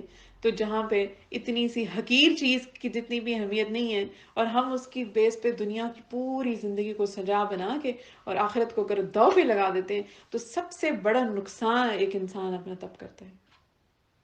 اس لیے آپ دنیا میں آپ کو کوئی بھی مرتبہ مل جائے نا، آپ وزیر اعظم کی کرسی پہ بیٹھ جائیں، پریزیڈنٹ کی کرسی پہ بیٹھ جائیں، لیکن جو مزہ اس پیشانی کو اس ٹیکنے کا ہے اس فرش کے اوپر، وہ مزہ اس دولت میں نہیں ہے. یہ تو آپ کو روکتی ہے اچھائی سے، یہ آپ کو بہت سارے اچھے کام کرنے سے روکے گی. اگر آپ کبھی امیروں کی محفل میں بیٹھے ہوں، کوئی ملازمہ بیچاری گزری جا رہی ہے، اس سے ملنا پسند نہیں کریں گے کہ ہماری ہتک ہوتی ہے بہت، چاہے اس بیچاری کا دل ہی دکھ جائے، وہ سلام کرے، آپ مڑ کے صحیح طرح جواب نہیں دیں گے کہ یہ امیروں کی محفل میں اب اس کو ہم کیا گلے لگائیں. سوفے پہ نہیں بٹھائیں گے، سوفے پہ نہیں بٹھائیں گے، اس کے ساتھ اپنے ساتھ کھانا نہیں کھلاتے. آج پاکستان میں جائے وہ جو بیچارہ ملازم ہوتا ہے، اس کو کہاں بچہ سنبھالنے کے لیے دے دیتے ہیں، اور اس کو وہ جو بچا کھچا کھانا ہوتا ہے نا آپ کا پلیٹوں میں سے، وہ اٹھا کے آپ اس کو دے رہے ہیں. یہ بات بعد میں بتاؤں گی میں آپ کو. یہ اتنا بڑا ایک انسان اپنے نفس کے اوپر، نفس اگر اتنا اٹھ کے آپ کے سوار ہو جاتا ہے سر کے اوپر کہ ہمیں ایک انسان نہیں لگتا، ہمیں اس کا پیسہ نظر آتا ہے صرف. اگر وہیں پہ کوئی امیر بندہ تو اس کے ساتھ ایسے کریں گے. حالانکہ امیر کو بھی، جب امیر آپ کی محفل میں آتا ہے، آپ اس کو بھی عزت دیں. امیر سے مراد مرتبے والا انسان ہے. اگر کوئی پریزیڈنٹ آپ کے پاس آتا ہے، یہ نہیں ہے آپ کہیں کہ یہ دین پہ نہیں ہے تو میں اس کی عزت نہیں کرتا. اس کی بھی کریں، اس کو بھی عزت دیں، اس کو بھی تکریم دیں. کیونکہ اگر آپ اس کو تکریم نہیں دیں گے تو پہلے تو اس کو وہی انسلٹنگ لگے گا، وہ کبھی بھی اس اچھی محفل میں نہیں آئے گا. کیونکہ اس کے لیے یہی سب سے بڑی انسلٹ ہے کہ وہ اس محفل میں آیا، اس کی کسی نے عزت نہیں کی. جبکہ وہ جس سٹیٹس میں وہ اٹھتا بیٹھتا ہے، وہاں پہ لوگ اس کو اٹھ کے ملتے ہیں، اٹھ کے پوچھتے ہیں. تو اگر وہ آپ ایسی جگہ پہ آیا ہے جہاں اللہ رسول کی دعوت کا اعلان ہو رہا ہے، تو وہاں پہ بھی اگر آپ اس کو عزت نہیں دیں گے تو وہ تو کبھی اسی وجہ سے ہی نہیں آئے گا کہ انہوں نے میری عزت ہی نہیں کی. اس کو عزت ضرور دیں، لیکن اپنے دماغ میں کبھی یہ پیمانہ نہیں رکھنا چاہیے کہ یہ امیر ہے تو اس کی اس لیے عزت کریں. نہیں، یہ امیر ہے تو ہم اس کو دین کی طرف لانے کے لیے اس کی عزت کریں کہ یہ دین کی طرف آئے. ہم اس کو ایسا رویہ دیں کہ یہ دین کی طرف آئے، یہ اس طرف چلے، یہ نیکی کی طرف کھینچے اور اپنی اس زندگی کو چھوڑے. اب جو قوم کے سردار تھے، انہوں نے نوح علیہ السلام کے ساتھ، وہ جب بھی بات کرتے تھے وہ یہی شرط رکھتے تھے کہ نوح پھر اپنے پاس ان غریب لوگوں کو ہٹاؤ، پھر ہم تمہاری بات مانیں گے، ہم تم پہ ایمان بھی لائیں گے اور تمہارے پاس بھی آ کے بیٹھیں گے. تو نوح علیہ السلام نے کہا کہ میں یہ نہیں کر سکتا. یہ تو توحید والے لوگ ہیں، یہ تو اللہ کی باتیں سننے کے لیے آتے ہیں، اور اللہ کے نزدیک پیمانہ دولت نہیں ہے. اللہ کو تو یہ محفل عزیز ہے، میں ان کو منع نہیں کر سکتا. اور دیکھو نوح علیہ السلام نے بار بار ان سے کہا، دیکھو میں تو تم سے کوئی پیسہ بھی نہیں مانگتا، میں تم سے کوئی اجر نہیں مانگتا، میں تمہیں یہ نہیں کہتا کہ تم اپنی دولت مجھے دے دو، اپنی دولت بھی اپنے پاس رکھو پر اللہ پہ ایمان پہ لے کے آؤ. لیکن بس جو یہ چیز تھی، اس نے ان لوگوں کو ایمان نہیں لانے دیا. یہی حال اگر اس پوری سچویشن کو کمپیئر کریں تو ہمارے نبی پاک صلی اللہ علیہ وآلہ وسلم کے دور میں کیا تھا؟ تب بھی یہی تھا. جو بڑے بڑے سردار تھے ان کو اپنی سرداری کی فکر لگ گئی. ان کو یہ تھا کہ اگر ہم ایمان لے آتے ہیں تو ہمارا تو جاہ و جلال تو پھر آپ نہیں، پھر تو آپ کو اسلام کے بتائے ہوئے طریقے پہ چلنا پڑتا ہے نا. پھر آپ وہ دھبڑ تبڑ اور وہ جنگ اور یہ لڑائی بھڑائی اور اپنا ہر وقت، کیونکہ جو عربوں میں تو روایت تھا کہ ہر چھوٹی سے چھوٹی بات پہ لڑتے تھے، اور 100 سال ایک چھوٹی سی بات پہ 100 سال ان کی نسلیں لڑتی تھیں. تو یہ چیزیں ان کو چھوڑنی پڑتی تھی. آپ کو پھر اپنے طریقے چھوڑنے پڑتے ہیں. دین کی بات سننے میں حرج نہیں ہے، دین کی بات سن کے پھر اس طریقے میں آنا پڑتا ہے. پھر وہ آنا نہیں چاہتے تھے. تو ان سرداروں کو ان دولت مند لوگوں کو معاشرے کے اور طبقے کے، ان لوگوں کو اسی چیز میں روکا. تو اس لیے دولت سے ڈرنا چاہیے کہ کہیں یہ دل کو سخت نہ کر دے. اللہ ایسی دولت ہمیشہ انسان کو دے. دولت بری چیز نہیں ہے، صرف اس کی ہوس بری چیز ہے. ورنہ دولت تو ہر انسان کو پیسے کی ضرورت ہے. آج ہم دنیا میں رہتے ہیں، مفلسی میں بھی تو زندہ نہیں رہ سکتے. دولت ہونا بری بات نہیں ہے، لیکن آپ کے دل کو وہ سخت نہ کرے. اس چیز کا بہت دھیان رکھنا چاہیے. اور اسی چیز کے لیے پھر صدقہ ہے. آپ صدقہ کریں، صدقہ کریں. یہ آپ کے دل کو سخت نہیں ہونے دے گا. خیرات کریں. جب دولت زیادہ ہے خیرات کریں. جب دولت زیادہ ہے خیرات کریں. کیونکہ یہ خیرات اللہ نے رکھی اسی لیے، یہ آپ کے دل کو کھولتی ہے. آپ جتنا صدقہ کریں گے آپ دیکھیں گے آپ کا دل اتنا نرم ہوتا ہے، اور آپ کے دل سے نا محبت نکلتی ہے پیسے کی. آپ پیسے کو خرچ کرتے ہیں، آپ نوٹ کریں، آپ کو لگتا ہے کہ چلو ٹھیک ہے یہ آ گیا، یہ چلا گیا تو اور آ جائے گا. لیکن جب آپ خرچ نہیں کرتے اس کو لاک لگا دیتے ہیں نا، تو پھر اگر آپ ہندوؤں کو دیکھیں، ہندو مشہور ہیں اس چیز میں، یہ کس طرح اپنے پیسے کو چھپا چھپا کے زمینوں میں دبا دبا کے خود مر جاتے ہیں، لیکن وہ خزانہ پڑا ہوتا ہے ادھر، وہ آپ کے کسی کام کا نہیں ہوتا. اب جب امت کے لوگوں نے یہ کام ہوا، امیر تو آئے نہیں، جو غریب تھے صرف وہی رہ گئے. اب تانا زنی بھی کرتے رہے. تب حضرت نوح علیہ السلام نے ایک بار، اللہ تعالیٰ کی طرف سے تو وعید آتی رہتی تھی کہ یہ بہت بڑے عذاب میں مبتلا ہو جائیں گے اگر نوح یہ تمہاری بات نہیں مانیں گے تو. لیکن وہ لوگ آتے ہی نہیں تھے. نوح علیہ السلام دعا کرتے رہتے تھے. 950 سال یہ سلسلہ چلتا رہا چلتا رہا چلتا رہا. اس کے بعد جب اینڈ میں جب نوح علیہ السلام بالکل ان لوگوں سے مایوس ہو گئے، ان کو بالکل امید ختم ہو گئی، کیونکہ جب یہ اپنی نسلوں کو وصیت کر کے جاتے تھے نا، نسلیں ایمان نہیں لاتی تھیں. پھر نوح علیہ السلام کو لگا کہ اب یہ لوگ ایمان والے نہیں ہیں، تو انہوں نے اللہ تعالیٰ سے ایک دعا کی جس کو اگر آج بھی کوئی کسی کو پریشان کرے تو یہ دعا بہت خوبصورت ہے. رب انی مغلوب فانتصر، کہ یا اللہ میں بے بس ہوں، آپ ہی میری مدد فرمائیے. کیونکہ ایک وقت یہ آیا پھر کہ ان لوگوں نے کہا کہ نوح اگر تم ان باتوں سے باز نہیں آؤ گے تو ہم تمہیں پتھر مار مار کے مار ڈالیں گے. تو یہاں پہ پھر نوح علیہ السلام نے یہ دعا مانگی تھی کہ اللہ تعالیٰ میں بس ہوں، آپ ہی میری مدد فرمائیے.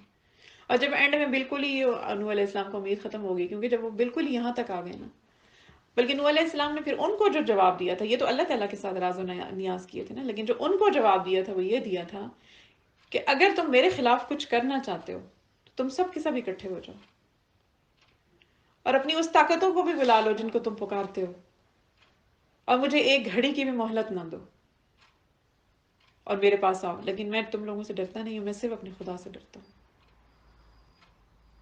تو یہ ہوتی ہے ایک پکے رسول، پکے نبی اور پکے مومن کی علامت، کہ دنیا کی کسی چیز سے خوف نہیں کھائے. جب دنیا کی کسی چیز کا خوف آ جاتا ہے نا دل میں کہ اگر ہم یوں کریں گے تو یوں ہو جائے گا، تو انسان کے پاس بہت زیادہ چانس آ جاتا ہے کہ وہ بہک سکتا ہے. کسی چیز سے نہیں ڈریں. آپ حضرت نوح علیہ السلام نے دیکھی پوری قوم مارنے پہ تلی ہوئی ہے، اتنی بڑی قوم ہے، مارنے پہ تلی ہوئی ہے. وہ کہہ رہے ہیں کہ ہم تمہیں پتھر مار مار کے مار ڈالیں گے، اور نوح علیہ السلام ان کو کہہ رہے ہیں کہ سارے کے سارے اکٹھے ہو جاؤ اور آؤ میرے پاس، اور مجھے ایک گھڑی کی بھی مہلت نہ دو.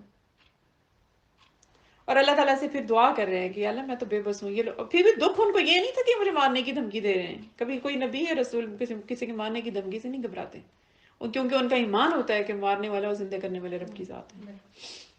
تکلیف ان کو یہ تھی کہ یہ لوگ ایمان نہیں لاتے. جتنی بھی دعوت دیتا ہوں یہ پھر میری باتوں کو ہنسی مذاق بنا دیتے ہیں.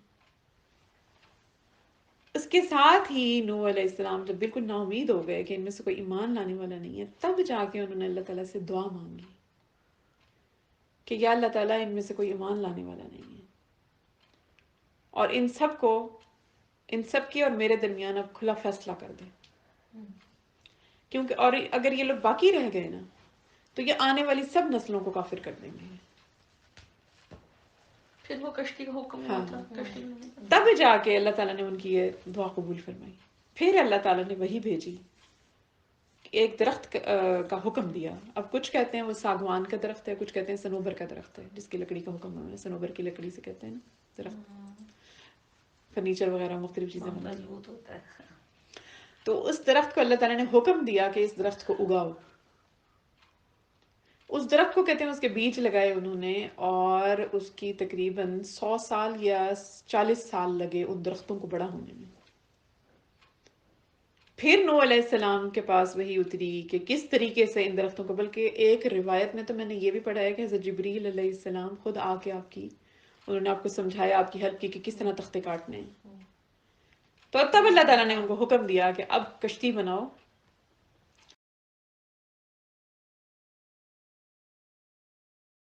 میں اپنے گھر والوں کو جو ایمان والے ہیں ان کو بٹھا لینا، مومنوں کو بٹھا لینا، اور ہر جانوروں کا ایک ایک جوڑا رکھ لینا، اور ان کے اوپر باقیوں کے اوپر عذاب آئے گا. نوح علیہ السلام نے جب نوح علیہ السلام تختی کے لکڑی بنانے کے لیے تختے کاٹ رہے ہوتے تھے، کیونکہ وہ جو کشتی تھی وہ بھی کوئی پتہ نہیں 40 یا 50 سال میں بنی تھی وہ کشتی. اب جب اس کے تختے کاٹتے تھے تو جب یہ لوگ دیکھتے تھے نا گزرتے ہوئے تو یہ ہنستے تھے، یہ کہتے تھے نو اتنی بڑی جو تم کشتی بنا رہے ہو تو یہ کیا زمین کے اوپر چلے گی؟ دیکھ کے پھر ہنس کے تو پھر یہ گزر جاتے تھے ہنسی مذاق کر کے. تو نوح علیہ السلام آگے سے جواب دیتے تھے کہ آج تم ہمارے پر ہنستے ہو، ایک وقت وہ بھی آئے گا کہ ہم تمہارے پر ہنسیں گے. تم لوگ ابھی بھی وقت ہے، عذاب سے ڈر جاؤ اور باز آ جاؤ اپنی ان حرکتوں سے اور اللہ پر ایمان لے آؤ. تو وہ پھر انکار کر کے تو چلے جاتے تھے. اب جناب وہ تختے کٹے، اب وہ کٹتے کٹتے کٹتے، کیونکہ ظاہر اس زمانے میں نہ تو کوئی اتنی زیادہ کوئی مشینری ہوگی، آف کورس انہوں نے سارا کام اپنے ہاتھوں سے اکیلے ہی کیا ہوگا نا. اور وہ کشتی کہتے ہیں وہ اتنی بڑی کشتی تھی، اس میں مختلف روایات ملتی ہیں، لیکن حضرت عبداللہ ابن عباس رضی اللہ تعالیٰ عنہ کی جو ایک روایت ملتی ہے اس میں یہ ہے کہ اس کشتی کی جو لمبائی تھی وہ تقریباً 1200 ہاتھ تھی، اور جو اس کی چوڑائی تھی وہ 600 ہاتھ تھی. ہاتھ میرے خیال ہے کہ یہاں سے لے کر یہاں تک یہ کنسیڈر کرتے ہیں. اور یہ جو کشتی ہے یہ کہاں ملی تھی؟ جودی پہاڑ پہ جب رکی تھی. ہاں. اور جو اس کی اونچائی تھی وہ 30 ہاتھ جتنی اس کی اونچائی تھی. ابھی یہ کہاں پہ ہے؟ ابھی بھی جودی پہاڑ کے اوپر ہی ہے، جس پہاڑ پہ یہ ٹکی کون سا تھی نا، علاقہ؟ یہ پتہ نہیں ہے، یہ ہے ہاں اس کے آس پاس ہی ہے کہیں پہ. کیونکہ مجھے اگر یاد، میں مطلب اگر غلط کر رہی ہوں، کیونکہ ہم جب عراق میں ہوتے تھے نا تو ہم اس علاقے میں گئے تھے خاص طور پہ کشتی دیکھنے کے لیے. کہتے ہیں کہ اس کشتی کے آثار وہیں کہیں ہیں، اسی جگہ پہ ہی. تو جب انہوں نے وہ کشتی اور 30 ہاتھ جتنی بلند کی، اور اس میں 10 ہاتھ جتنی ایک منزل تھی، 3 منزلیں بنائی اس میں. جو سب سے نیچے والی منزل تھی اس میں جنگلی جانور رکھے جتنے بھی تھے، سب کا ایک ایک جوڑا. وہ کہتے ہیں خود بخود آتا گیا تھا. 3 منزلیں بنائی تھی. 3 منزلیں بنائی تھی. جو درمیان والی منزل تھی وہ سب انسان جو جتنے بھی مومن تھے اس ٹائم کے وہ اکٹھے ہوئے تھے، اور جو سب سے اوپر والی منزل تھی اس میں سب پرندے تھے. اور اوپر سے اس کشتی کو بالکل بند کر دیا گیا تھا، ٹوٹل اوپر سے مکمل بند تھی.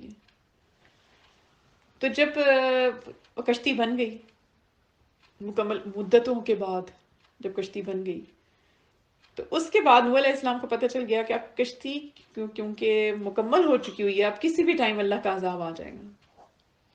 تو اس ٹائم وہ اور بھی زیادہ اس سے لوگوں کو پھر بھی بلاتے تھے کہ شاید کوئی ایمان لے آئے، شاید کوئی ایمان لے آئے، شاید کوئی. لیکن اللہ تعالیٰ نے ان کے کفر کی وجہ سے جو ہے نا، کہتے ہیں ان کے اوپر جو عذاب آیا وہ اسی وجہ سے آیا. ایک ان کے کفر کی وجہ سے، اور ہمیشہ ہی امتوں پہ اسی وجہ سے عذاب آیا، ان کے کفر کی وجہ سے، ان کی نافرمانیوں کی وجہ سے، اور جو اپنے انبیاء کو جو اذیتیں دیتے ہیں اور جس طرح ان کا انکار کرتے ہیں، ٹھکراتے ہیں جس طرح ان کی دعوت کو. تو جب کشتی بن گئی تو اس کے بعد کہتے ہیں ایک دن ایسا ہوا کہ اچانک پانی ابلنے لگا. اب ورڈ تنور کے ہیں کہ تنور میں سے پانی، اب واللہ علم تنور انہوں نے کس سینس میں لیا ہے. بعض علماء یہ کہتے ہیں، ایک تاریخ میں یوں بھی لکھا ہے کہ تنور کہتے تھے اس زمانے میں چشمے کو، کہ چشمے سے پانی پھوٹ پڑا. اور پھر کہتے ہیں کہ زمین نے ایسے پانی اپنا اگلا نیچے سے، ایک تو اللہ تعالیٰ نے آسمان کے دروازے کھول دیے، اچھا اوپر سے بھی برس رہا تھا، اوپر سے بھی برسا اور نیچے سے بھی سارے چشمے کھول دیے. اللہ نے حکم دے دیا نا آسمان کو بھی اور زمین کو بھی کہ اپنا سارا پانی نکال دو. اور پھر کہتے ہیں ایسے پانی نکلا، ایسے نکلا کہ پوری جو برف تھی نا وہ پانی میں ڈوب گئی.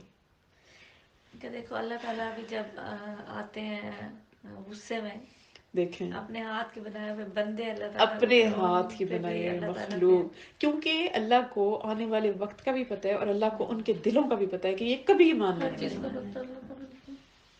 اور ان کافروں کو ختم ہی اسی لیے کیا گیا کہ اللہ تعالیٰ کو یہ پتہ، کیونکہ دیکھیں نا عرصہ بھی تو 950 سال کو تھوڑا نہیں ہوتا. اور پتہ نہیں انہوں نے ان 950 سال میں کس طرح حد کی ہوگی اللہ کے نبی کی. اور اس زمانے میں تو معجزات بھی ایسے لوگ کہہ کے کہتے تھے کہ ہمیں یہ معجزات تم اس طرح دکھا دو، اس طرح دکھا دو، ہمیں یہ دکھا دو تو پھر ہم مان جائیں گے. پھر بھی ایمان نہیں لاتے، لوگ پھر بھی ایمان نہیں لاتے. دیکھ کے. حضرت صالح علیہ السلام کا دیکھیں اونٹنی نکلوائی انہوں نے کہ اگر تم پہاڑ میں سے اونٹنی نکال دو. اب اونٹنی بھی نکل آئی لیکن پھر بھی ایمان نہیں آئی. کھلی نشانیوں سے کھلی نشانیاں آ رہی ہیں تو پھر بھی ایمان نہیں لا یہ اسی طرح جیسے ابھی قیامت کی نشانیاں سامنے لیکن لوگ نہیں مان رہے، نہیں مانتے، مسلمان ہی نہیں مانتے. اب یہ جو مکہ کے لوگ تھے کیا کہتے تھے کہ ہاں اگر فرشتے ہوتے تو ہم ایمان لیتے، تو ہمارے جیسے ہر قوم کے لوگ یہی کہتے تھے یہ تو ہمارے جیسے انسان ہے. لیکن اگر آپ کے جیسے انسان نہ ہوتے، فرشتے ہوتے، تو پھر آپ کہتے ہاں ان کے اندر تو فیلنگز ہی نہیں ہے جو ہمارے اندر ہیں، ان کو کیا پتا ہمارے اوپر کیا گزرتی ہے. ناشکری قوم تھی نا. ہاں مطلب یہ سوچ نہیں آتی کہ اگر ہماری جنس سے کوئی انسان نہیں ہوگا تو ہم. اب آپ صلی اللہ علیہ وسلم کے جب والد نہیں تھے، جب والدہ کی وفات ہوئی، جب آپ کے دادا کی وفات ہوئی، جب طائف میں آپ کے اوپر ظالموں نے پتھر مارے کافروں نے، تو اس ٹائم اگر فرشتے ہوتے تو ہم کہتے تو فرشتے تھے، ان کو تکلیف ہی نہیں ہوئی تھی. بڑی آسانی سے ہم ان کی اتنی بڑی بڑی قربانیوں کو چھوڑ دیتے. تو اسی لیے اللہ نے ہم جیسا ہے ہماری جنس میں سے ہی انسان پیدا کیے تاکہ ہم اس چیز کو سمجھیں کہ ان کو بھی ایسی ہی تکلیف ہوتی تھی جیسے ہمیں ہوتی ہے، تو پھر بھی انہوں نے صبر کا مظاہرہ کیا. اور جیسے اگر وہ عیش و عشرت میں زندگی گزارتے اور ہمیں کہتے کہ سادگی اختیار کرو ان کی تو ساری، پھر ہم کہتے کہ خود تو وہ کر اب نہیں یہ رہے، دیکھیں یہ تو کیا ہم ہوا. کیسے اس کو برداشت کریں. آپ سے پہ میں کہتی ہوں کون سی نعمت تھی جو اللہ نے آپ کو دی تھی سوائے اس کے کہ اللہ نے آپ کو نبوت دی، اللہ نے آپ کو امہات دی اتنی پیاری، حضرت خدیجہ جیسی بیگم دی، حضرت عائشہ جیسی بیگم دی، باقی امہات کے رتبے کیا کیا ہیں، آپ کو اتنے خوبصورت دوست دیے، یہ وہ نعمتیں تھی چند. باقی تو آپ نے تکلیفوں میں وقت گزارا. آپ کو اللہ نے بیٹے دیے اس زمانے میں جس میں بیٹیوں کو اپنے لیے ذلالت سمجھا جاتا تھا. اس کے بعد تو ہمارے دین نے انسانیت کو عورت کا رتبہ بتایا ہے کہ بیٹی کتنی خوبصورت چیز ہے.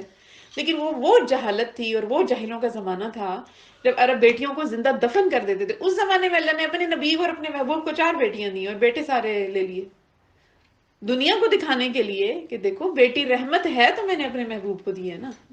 اگر بیٹے ہی نعمت ہے تو اگر بیٹے آپ کو دیے ہوتے اور بیٹیاں نہ دی ہوتی تو آج جو ہمارا آج بھی کہیں جہالت کا مظاہرے ہوتے ہیں تو آج بھی یہی بیٹھ کے کہہ رہے تھے کہ اللہ نے اپنے نبی اور محبوب کو تو خوبصورت چیز دی تھی نا، بیٹوں سے نوازا تھا.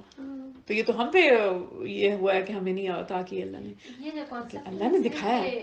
ایشین ریجن جو ہے نا اس میں ہے، ایشین میں بھی ہے، ایون بعض یورپین میں بھی ہے، لیکن جہاں کہیں بھی ہے یہ تو جہالت ہے نا. نہیں لائک باقی جگہ کے مسلمانوں میں یہ کانسیپٹ کم ہے بیٹی اور بیٹے کا. ہمارا زیادہ وہ ہندوؤں کے ساتھ رہنے کی وجہ سے، کیونکہ ہندو بھی تو یہی کام کرتے ہیں. ہندو بھی اپنی بیٹیوں کو زندہ دفن کر دیتے تھے، ان کا بھی یہی حال تھا جو عربوں کا حال تھا. لیکن دیکھیں یہ تو عرب میں تھا نا، عرب میں یہ حال تھا، عربی اپنی بیٹیوں کو زندہ دفن کر دیتے تھے. جس کی بیٹی ہو جاتی تھی اس کے اوپر ایسے طاری ہو جاتا تھا جیسے پتہ نہیں ان کے اوپر کیا ظلم پیدا ہو گیا. تو اللہ کے نبی نے عورت کا مقام دیا. عورت تو بالکل یہ تو ایک بہت بڑا ٹاپک ہے کہ عورت کی حالت کیا تھی. جب ہم عربوں کی ہسٹری پڑھیں گے تو اس میں پورا اس کے اوپر رکھیں گے 2 گھنٹے کہ جس میں عربوں کی تاریخ دیکھیں گے کہ یہ کرتے کیا تھے اس زمان، کتنی جہالت کے زمانے میں آپ سے کو اللہ تعالیٰ نے ان میں مبعوث فرمایا تھا. اب وہاں سے اب حضرت نوح علیہ السلام کے واقعے پہ اگر ہم واپس جائیں تو حضرت نوح علیہ السلام نے جب کشتی مکمل کر لی، اب آپ کو پتا تھا کہ ان میں سے کوئی مان لانے والا نہیں، اللہ کا عذاب قریب ہے. اب چشمے پھوٹ پڑے، پانی آنا شروع ہو گیا. اب یہ تھا کہ نوح علیہ السلام نے جیسے ہی پانی ابلنا شروع ہوا، نوح علیہ السلام کو پتہ چل گیا اللہ کا عذاب آ گیا. آپ نے سب کو حکم دیا، اپنے گھر والوں کو، تمام مومنوں کو اکٹھا کیا کہ سب کشتی میں سوار ہو جاؤ. تو مومن کیونکہ نوح علیہ السلام کا کہنا مانتے تھے، ان کی بات پہ یقین رکھتے تھے، اعتماد رکھتے تھے، تو انہوں نے تو کشتی میں سوار ہونے شروع ہو گئے. لیکن جو باقی لوگ تھے وہ جو نوح کا کہنا ہی نہیں مانتے تھے، ان پہ اعتماد ہی نہیں کرتے تھے، وہ آئے ہی نہیں کشتی کے اندر. وہ کہتے ہیں جانور کو اللہ کی طرف سے حکم تھا جانوروں کو کہ وہ خود بخود جوڑا جوڑا جو ہے وہ نر اور مادہ ایک ایک وہ آنے لگے تھے، اور نیچے والا دروازہ کھلا ہوا تھا اور نیچے والا منزل ان کی فل ہو گئی. اب جو نوح علیہ السلام کے ساتھ جو لوگ سوار ہوئے تھے کشتی کے اندر، ایک روایت ہے کہ وہ 80 لوگ تھے، ایک ہے کہ 72 لوگ تھے، جس میں ان کے اپنے گھر والے بھی شامل تھے، ان کی اپنی بہویں، ان کے باقی لوگ جو اب نوح علیہ السلام کے بیٹے ایک حام، سام اور یافس، 3 بیٹے ایسے تھے کہ جو اس کشتی میں سوار ہوئے. ایک بیٹے تھے یام، جس کو جو ہے وہ اہل عرب جو ہے وہ کنعان بھی کہتے تھے. کنعان جو تھے وہ کشتی میں سوار نہیں ہوا. کنعان کو نوح علیہ السلام نے آخری وقت تک بلایا کہ میرے بیٹے کشتی میں سوار ہو جاؤ، اور تمہیں اس عذاب سے کوئی نہیں بچا سکے گا. وہ کہتا تھا نہیں میں یہ سب سے اونچا پہاڑ ہے نا، میں اس کے اوپر چڑھ جاؤں گا تو میں بچ جاؤں گا، مجھے کچھ نہیں ہوگا. تو نوح علیہ السلام نے کہا آج اللہ کے عذاب سے تمہیں دنیا کی کوئی طاقت نہیں بچا سکے گی، اس کشتی میں سوار ہو جاؤ.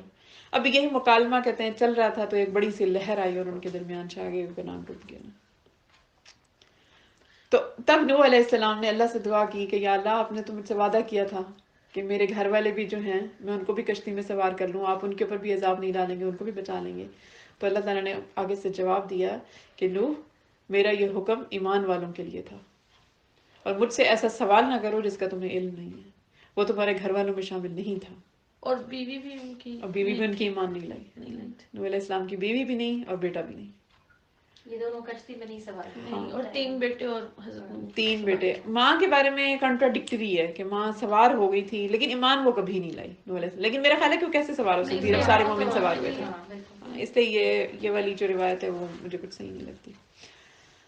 لیکن اب یہاں سے اگر ہم دیکھیں کہ نوح علیہ السلام کا اپنا بیٹا ہے، کافر ہے، ایمان نہیں لایا، ہم کس شفاعت کی بیس پہ بیٹھے ہوئے ہیں؟ آج ہم شفاعت کے انتظار میں ہیں کہ ہمارے شفیع بھی بن جائیں گے. صرف ایک ایمان کی تھوڑی سی جو ہمارے اندر لا الہ پڑھ لیتے ہیں نا، ہم اسی بیس پہ ہی ہے نا. ورنہ شفاعت ایک نبی کی اپنے بیٹے کے حق میں قبول نہیں ہے جب تک اس نے لا الہ الا اللہ نہیں پڑھا. اگر تو وحدت پہ آ جاتا تو شاید نبی کی سفارش تب کام آ جاتی.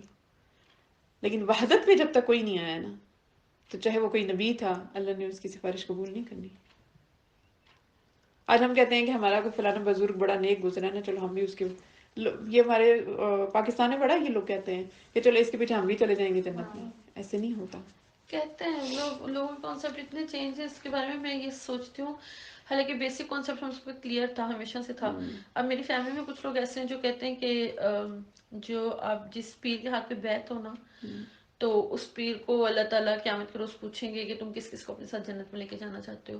میں نے کہا یہ اگر آپ کو آپ کے پیروں نے بتایا پہلے تو ان کو بتاؤ کہ آپ ان کو کس نے کنفرم کیا کہ وہ جنت میں جائیں گے. ان کو کس نے کنفرم کیا کہ وہ جنت میں جائیں گے؟ مطلب وہ جب بات کرتے ہیں نا تو وہ اس طرح ظاہر کرتے ہیں کہ جیسے ان پیر کا 100%. میں نے کہا وہ اشرف مبشرہ میں سے تھے.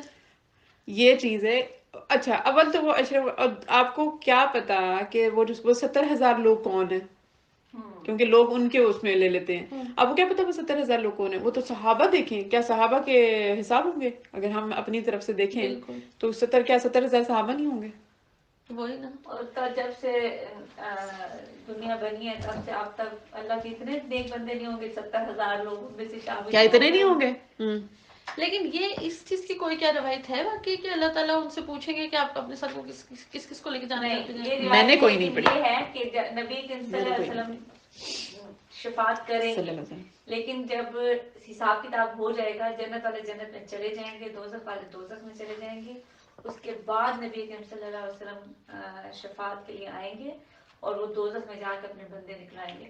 اور ان کے ساتھ کہتے ہیں کہ یہ اولیاء اور پیر جو نیک اللہ کے صحیح بزرگ گزرے ہیں جو، وہ ایک جماعت کی صورت میں ان کے ساتھ جائیں گے اور وہ اپنے پھروں کے اچھا ساتھ. مجھے اس کا بھی نہیں پتا. مجھے اس دیوار کا پتا ہے جس دیوار پہ کچھ لوگ ہوں گے جو جن کا نہ جنت والوں میں فیصلہ ہوگا نہ دوزخ والوں میں، اور لاسٹ میں پھر ان کا فیصلہ کیا جائے گا. ان کا پتا، لیکن یہ نہیں پتا کہ دوزخ سے بھی بندے نکلوا کے. وہ مقام اعراف والے. ہاں وہ تو اللہ دوزخ میں سے نبی کریم صلی اللہ علیہ وسلم اس بندے کو بھی نکلوا کے آئیں گے جس کے اندر رتی برابر بھی رائی برابر بھی ایمان ہوگا، اور جس نے زندگی میں ایک دفعہ کلمہ پڑھا ہوگا. لاسٹ میں اللہ تعالیٰ کہیں گے اس کو نکال کے آؤ جس نے زندگی میں ایک دفعہ. لیکن وہ کہتے ہیں کہ وہ دوزخ میں اپنا عذاب جھیل چکے ہوں گے. وہ کہتے ہیں کہ کوئی پتہ نہیں کہ کس وقت نبی کریم صلی اللہ علیہ وسلم نیچے آئیں گے، کون سے مقام پہ ان کو لے کے جایا جائے گا. مقام محمود. ہاں پہنچا دیا جائے گا نا. کیونکہ جیسے سارے وہ واقعہ نہیں ہے کہ ہر امت اپنے اپنے نبی کے پاس جائے گی کہ مجھے ہمیں بچائیں، اور ہر نبی یہی کہے گا کہ آج اللہ اتنے غصے، آج اللہ تعالیٰ اتنے غضبناک ہیں کہ اس سے پہلے کبھی نہیں ہوئے. اینڈ میں وہ نبی صلی اللہ علیہ وسلم کے پاس آئیں گے اور نبی صلی اللہ علیہ وسلم سجدے میں گر جائیں گے، اور پھر اللہ تعالیٰ کہیں کہ آپ کی شفاعت قبول کی جائے گی اور ان کو مقام محمود تک پہنچا دیا جائے گا. اچھا وہ جو سجدہ ہے نا میرا، یہ ہے حساب کے شروع کرانے کے لیے. آنا صاف شروع شروع نہیں نہیں ہوگا ہو رہا نا، ہوگا. ہاں. وہ سجدہ کریں گے اور اس کے بعد ان کو مقام محمود پہ پہنچا دیا جائے گا، اس کے بعد حساب کتاب شروع ہوگا. کہتے ہیں ہم جنت پتہ والے نہیں کیونکہ حساب نہیں شروع ہو رہا ہوگا. کتنے سال ہم لوگ اسی طرح بیٹھے رہیں گے، حساب شروع ہی نہیں ہو رہا ہوگا، اور وہ گرمی شرمی ہم سب فیل کر رہے ہوں گے. یہ تو بخاری شریف کی پوری حدیث ہے اس میں کہ سب سے پہلے لوگ جائیں گے حضرت آدم علیہ السلام کے پاس کہ اے نیک باپ، آپ دیکھیں کہ ہمارے ساتھ کیا ہو رہا ہے، تو آپ ہماری سفارش کیجیے کہ اللہ تعالیٰ ہم پہ یہ مصیبت ہٹائیں اور ہمارا حساب شروع ہو. تو حضرت آدم علیہ السلام کہیں گے کہ آج اللہ تعالیٰ اتنے غضبناک ہیں کہ نہ اب تک ایسا ہوا کبھی کہ آپ میں تو گیا، تم نوح کے پاس جاؤ کیونکہ وہ پہلے رسول تھے. اس کا بھی یہ اس حدیث میں آتا ہے کہ وہ پہلے رسول تھے، تم نوح کے پاس جاؤ. اس طرح آہستہ آہستہ کرتے کرتے کرتے کرتے کرتے پھر اینڈ میں حضرت محمد صلی اللہ علیہ وآلہ وسلم کے پاس جب جائیں گے تو پھر آپ کی سفارش سے جو ہے وہ حساب شروع ہوگا. اچھا اب سوال یہ، آپ کی سفارش سے حساب یہ ایک انسان کو عزت دینے کا طریقہ ہوتا ہے، کیونکہ اللہ تعالیٰ نے حساب تو لینا ہی ہے. اللہ تعالیٰ نے خود فرما دیا میں حساب لوں گا. اس طریقے سے کیوں حساب شروع ہوگا کہ آپ سے یہ اپنی ایک محبوب ہستی کو اللہ نے پوری مخلوق کو دکھانے کہ دیکھو اس کا مقام کیا ہے میری نظر میں، کہ جہاں کوئی نبی آگے بڑھ کے مجھ سے بات نہیں کر سک رہا، وہاں میں نے اپنے حبیب کو یہ مقام دیا کہ اس کی سفارش میں شروع کر رہا ہوں. تو یہ بھی ایک رتبہ دینے کا طریقہ ہوتا ہے نا کہ کوئی سفارش کرے تو پھر میں اس کی بات مانوں تاکہ اس کا رتبہ پتہ چلے لوگوں کو کہ اس کا مقام کیا ہے. اچھا اب جب کشتی میں سوار ہو گئے، اب کشتی اتنی اونچی تھی، اتنی لمبی تھی، اتنی چوڑی تھی، اب وہ کشتی چلتی رہی پانی کے اندر. اب سب ڈوب گئے ہیں، جتنے کفار تھے اس روئے زمین پر کہتے ہیں سب ڈوب گئے. اب جو لوگ کشتی میں سوار ہوئے، اب وہ کشتی چلتی رہی مہینوں کے حساب سے، کہیں پہ ہے کہ 150 دن تک چلی وہ کشتی، پانی کے اوپر ڈولتی رہی. اور اس کے اندر کھانے پینے کا بھی سارا سامان نوح علیہ السلام نے اللہ تعالیٰ کے حکم سے رکھ لیا ہوا تھا، جانوروں کا بھی، انسانوں کا بھی اور سب کا. اب وہ کشتی چلتی رہی 150 دن کے بعد نوح علیہ السلام نے پھر اس کے اندر ایک روشن دان سا تھا، اس میں سے ایک کبوتر کو باہر بھیجا. تو جب وہ کبوتر واپس آیا تو اس کے پاؤں پہ مٹی لگی ہوئی تھی اور اس کے منہ میں گھاس تھی زیتون کے درخت کی، تو یہ پتے تھے اس کے زیتون کے. تو وہاں سے آپ کو پتا چلا کہ اس کا مطلب ہے کہ خشکی قریب ہے نا، خشکی آ گئی اور زمین اپنا پانی، کیونکہ پھر اللہ تعالیٰ نے حکم دیا تھا کہ زمین اپنا پانی نگل جائے. تب اتنا پانی نگلا گیا اور زمین نے واپس ابزارب کیا اپنے اندر، بارشیں رکی، اوپر سے پانی برسنا اور اس میں بند ہوا. بہت ٹائم لگا تھا نا اس میں بھی. ہاں 150 دن، تقریباً 6 مہینے. 6 اس کے بعد کبوتر کے ذریعے جب آپ کو پتا چلا کہ اب خشکی قریب ہے، پھر جو ہے وہ کشتی کچھ دن اور چلتی رہی اور پھر جا کے وہ ایک جگہ پہ ٹک گئی، وہ کشتی کنارے لگ گئی ایک جگہ پہ زمین پہ. اس ٹائم پھر انہوں نے دروازہ کھولا نوح علیہ السلام نے، اور پھر نوح علیہ السلام، اللہ تعالیٰ نے قرآن پاک کی آیات میں ہے کہ اس کشتی کا رکنا اور چلنا اللہ کے نام کے ساتھ ہوگا، یعنی بسم اللہ. جب رکے تو بسم اللہ پڑھو، جب یہ چلنا شروع ہوئی ہے تو بسم اللہ پڑھو. اسی لیے کہتے ہیں کہ ہمیشہ جزاک اللہ خیر کہ ہمیشہ ہر کام کا آغاز جو ہے نا، یہاں سے اگر ہم ریفرنس بسم اللہ کر لیں تو قرآن سے ہمیں یوں بھی ریفرنس ملتا ہے. اور اسی سے ہی ہے کہ جب سواری کے لیے نکلیں، یہیں اس کے آس پاس ہی کہیں یہ دعا ہے کہ جب بھی سواری میں سوار ہوں اللہ کے نام کے ساتھ، بسم اللہ الذی سخر لنا ھذا، جو ہم دعا پڑھتے ہیں سواری کی، وہ بھی اسی لیے ہے کہ اللہ کے نام کے ساتھ. اور ہم تو اس کے اوپر قدرت پانے والے نہ تھے، لیکن اللہ تعالیٰ نے ہمیں اس پر سوار کیا. صحیح.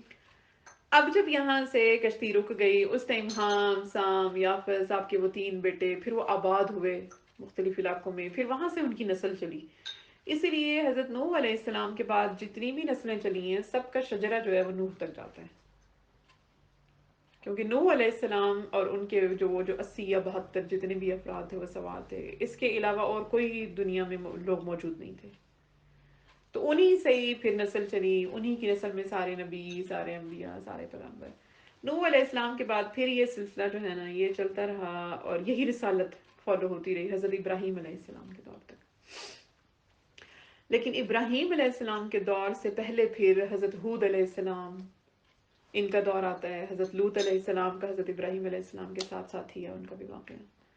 وہ انشاءاللہ تعالیٰ اب جب اگلی ہمارا یہ درس کا ہوگا، اب یہاں پہ نوح علیہ السلام کے واقعے کو ہم سٹاپ کرتے ہیں اور اس کے بعد ہم باقی انبیاء کی اب باری باری، درمیان میں 2-3 بہت مین ہیں.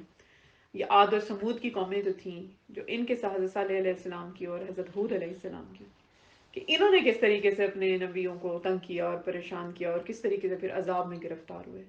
اور یہ وہ عذاب کی وہ والی واقعات ہیں جو بہت بڑے بڑے عذاب ہیں قوموں کے اوپر.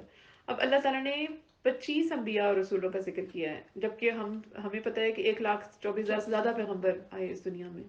اب پتہ نہیں ان کے ساتھ کیا کیا واقعات ہوئے، ان کی قوموں نے ان کے ساتھ کیا کیا، کس طریقے سے ان کو پریشان کیا گیا، کیونکہ قوموں کے حال تو یہی رہے ہیں، کم و بیش یہی حالات رہے ہیں. اگر کوئی ایسی قوم ہوتی جو فوراً ہی ایمان لے آتی تو اس کا تو بلکہ خاص طور پہ تذکرہ کیا جاتا ہے کہ یہ قوم دیکھو کتنی اچھی قوم تھی، کہ یہ تذکرہ. اس کا مطلب ہے کہ جب بھی انبیاء آئے گئے وہ جھٹلائے گئے. بہت کم لوگ ہوتے تھے جو ان کے اوپر ایمان لاتے تھے اور اللہ کی وحدت کی طرف آتے تھے. لیکن یہ کہ جہاں پہ میجورٹی ایسی تھی نا جو کافر تھے، کفار تھے، وہ قومیں ہمیشہ تباہ ہو گئی ہیں. ایک کوسچن، 1,24,000 پیغمبر کا ورڈ یوز ہوا نا، تو پیغمبر پھر وہ میسنجر نہیں ہوں گے؟ نہیں، وہ وہ جو پیغمبر ہیں وہ ان کے لیے صرف پروفٹ، رسول کہا گیا. نبی سمجھ لیں آپ. 1,00,000 نبی رسولوں کے بارے میں کہا جاتا ہے کہ 313 رسول آئے. کیونکہ مجھے پیغام سے پیغمبر کا وہ ہوا نا، ہاں تو پیغام میں سے نے کہا پیغمبر کا. شاید پیغام پہنچانا تو ہر نبی کے ذمہ تھا، صحیح. لیکن جو رسالت تھی وہ ہر نبی اچھا، کے رسولوں کا لیے. 313 کا ذکر ہوا. 313 کا ذکر ہے کہ 313 رسول اور 1,24,000 سے زائد اور پیغمبر ایک اور میں نے پوچھنے کی بات کہ جیسے الہامی کتابیں 4 ہی ہیں، ٹھیک ہے، تو جو اس کے علاوہ جو صحیفے آتے تھے ان کی بھی کہیں پہ اس طرح ملتی ہے کہ جیسے وہ کسی نے کتابت کی صورت میں کہیں رکھے ہوں، یا وہ کتابوں کی صورت میں تھے ہی نہیں. نہیں. اس میں چھوٹے چھوٹے حصے آتے تھے اور اس زمانے میں ان کو محفوظ کرنے کے کوئی اتنے طریقے نہیں تھے. جیسے حضرت شیس علیہ السلام کے اوپر تقریباً 50 صحیفے اترے. اب اس زمانے میں پتہ نہیں لکھائی کا کیا روایت ہے، کیونکہ آپ صلی اللہ علیہ وآلہ وسلم کے دور میں بھی، ابھی آپ آخری نبی اور رسول ہیں، آپ کے دور میں بھی جب آیات اترتی تھیں تو پیپر کے اوپر نہیں لکھی جاتی تھیں. وہ لکھی جاتی تھیں یا تو چمڑے کے اوپر لکھتے تھے لوگ، کچھ لوگ پتھروں کے اوپر لکھتے تھے، کچھ لوگ لکڑی کے اوپر آیات لکھتے تھے. تو یا کوئی کپڑا، بسیدہ کپڑا لے کے، جو بھی کسی کے پاس جو بھی اویلیبل تھا، جس طرح بھی کوئی لکھا کرتا تھا اپنے گھر میں، تو اس طرح. تو جب کیونکہ آپ وسلم کے دور میں بھی قرآن کی طرح نہیں چھپا کبھی بھی، کاغذ نہیں تھا، اور ایون جمع بھی نہیں تھا ایک جگہ پہ، الگ الگ آیتوں کی صورت میں تھا نا. یہ تو جنگ موتا میں جب بہت سارے صحابہ جو تھے وہ حفاظ، 50 حفاظ کہتے ہیں، اس میں شہید ہو گئے تھے. تو وہاں پہ حضرت عمر فاروق رضی اللہ تعالیٰ عنہ نے یہ جو ہے نا سب سے پہلے انہوں نے اٹھایا تھا. حضرت عمر فاروق رضی اللہ عنہ کے اس لیے جو پوائنٹس پہ انہوں نے اٹھائے تھے نا، بہت حکمت تھی ان میں. آپ وسلم کی اسٹیٹمنٹ ایسے نہیں ہے کہ اگر میرے بعد کوئی نبی ہوتا تو عمر ہوتا. حضرت عمر فاروق، حالانکہ حضرت ابوبکر صدیق رضی اللہ تعالیٰ عنہ ابھی زندہ اور اپنی حیات میں موجود تھے جب حضرت عمر فاروق ان کے پاس گئے اور ان سے ریکویسٹ کی جا کے کہ ہمیں قرآن کو محفوظ کر لینا چاہیے. حضرت ابوبکر صدیق کھڑے ہوئے، انہوں نے کہا نہیں، سوال ہی پیدا نہیں ہوتا. جو کام اللہ کے رسول نے اپنی زندگی میں نہیں کیا میں وہ کیسے کروں. صحابہ ڈرتے تھے نا کہ بدعت نہ ہو یہ کہیں، جو اللہ کے نبی نے نہیں کیا وہ میں. حضرت ابوبکر صدیق رضی اللہ عنہ تو نبی پاک صلی اللہ علیہ وآلہ وسلم کا ایک فرمان یہ بھی ہے کہ میں نے جب بھی کسی کو حق کی دعوت کی وہ تھوڑا ہچکچایا، مردوں میں سوائے ایک ابو بکر کے. ابو بکر نے ہچکچاہٹ کے بغیر میری دعوت قبول کی تھی.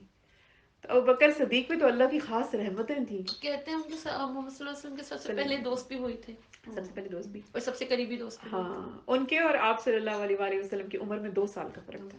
اچھا، ہاں 2 سال میرا خیال ہے کہ چھوٹے تھے، لیکن کہیں میں غلط نہ بتا رہی ہوں. یا 2 سال بڑے تھے یا 2 سال چھوٹے 2 سال بڑے تھے. ہاں، یا 2 سال بڑے تھے یا چھوٹے تھے. حضرت عائشہ کے والد تھے، حضرت عائشہ صدیقہ رضی اللہ تعالیٰ عنہا کے والد تھے، بالکل. تو حضرت ابوبکر صدیق رضی اللہ عنہ تو اس حد تک تھے. تو حضرت عمر فاروق رضی اللہ عنہ جب یہ، حالانکہ حکمت تھی اس میں، اور آج تک ہم دیکھتے ہیں، کیونکہ آج ہم کہاں سے قرآن پڑھتے، بالکل قرآن ہم تک کہاں سے کس طرح کی صورتحال میں اللہ تعالیٰ آتا نے کروانا تھا نا محفوظ. دیکھ لیں اللہ آپ نے جو محفوظ قرآن کرانا میں پاک کی کتابت تب سے اب تک اشاعت ہو رہی ہے، اس میں بالکل کبھی زیر زبر کی زیر زبر کی اللہ غلطی تعالیٰ ہی نے نہیں دل ہے. میں اپنے لیا ہوا ہے. اللہ نے خود وعدہ کر لیا ہاں کہ میں قیامت اس کو تک اپنے ذمہ لوں اس گا. کی حفاظت اور کروں گا. ایک اور سوال تھا یہ کہ یہ جو حضرت لوط بھی تھے نا، ایک لوط علیہ السلام بھی تھے. ان کا دور حضرت نوح سے پہلے آیا تھا یا بعد میں تھا؟ حضرت نوح علیہ السلام نہیں، سے حضرت لوط علیہ السلام کا جو دور ہے وہ حضرت لوط علیہ السلام جو تھے تو ابراہیم علیہ السلام کے چچا زاد تھے. اچھا صحیح، یعنی وہ بعد میں ہاں، آئے تھے. حضرت لوط علیہ السلام اور حضرت ابراہیم علیہ السلام کا زمانہ ایک ہے. اسی لیے اگر آپ قرآن میں دیکھیں تو لوط علیہ السلام کے اوپر جب عذاب آیا تھا ان کی قوم کے اوپر، تو عذاب کے فرشتے جو لوط علیہ السلام کی قوم کے اوپر عذاب دینے کے لیے آئے تھے وہ پہلے حضرت ابراہیم علیہ السلام کی طرف آئے تھے خوشخبری دینے کے لیے ان کو بیٹے کی.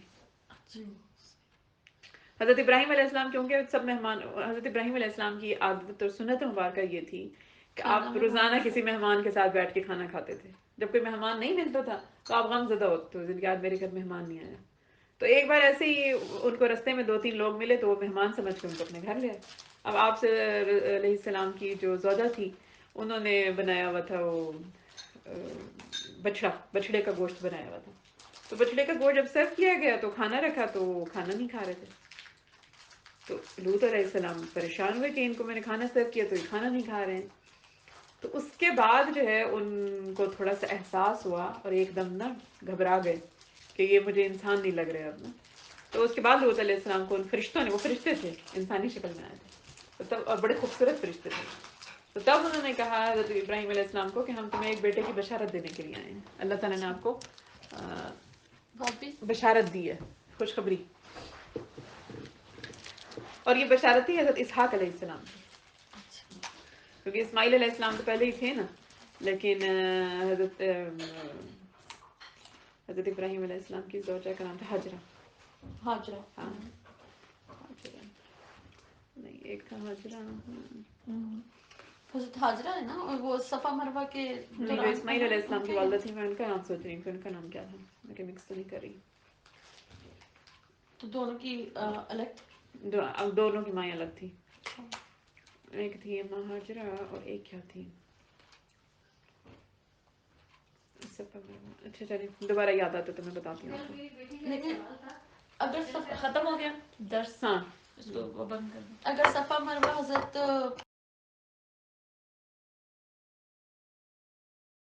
جو لوگ ایمان والے تھے جب ان کے ساتھ وہ اتر گئے اس کشتی سے، تو اس کے بعد وہاں سے، کیونکہ اس وقت تک تمام انسان جو تھے دنیا میں ختم ہو چکے تھے، اب صرف وہی لوگ ہی باقی تھے جو حضرت نوح علیہ السلام کے ساتھ تھے.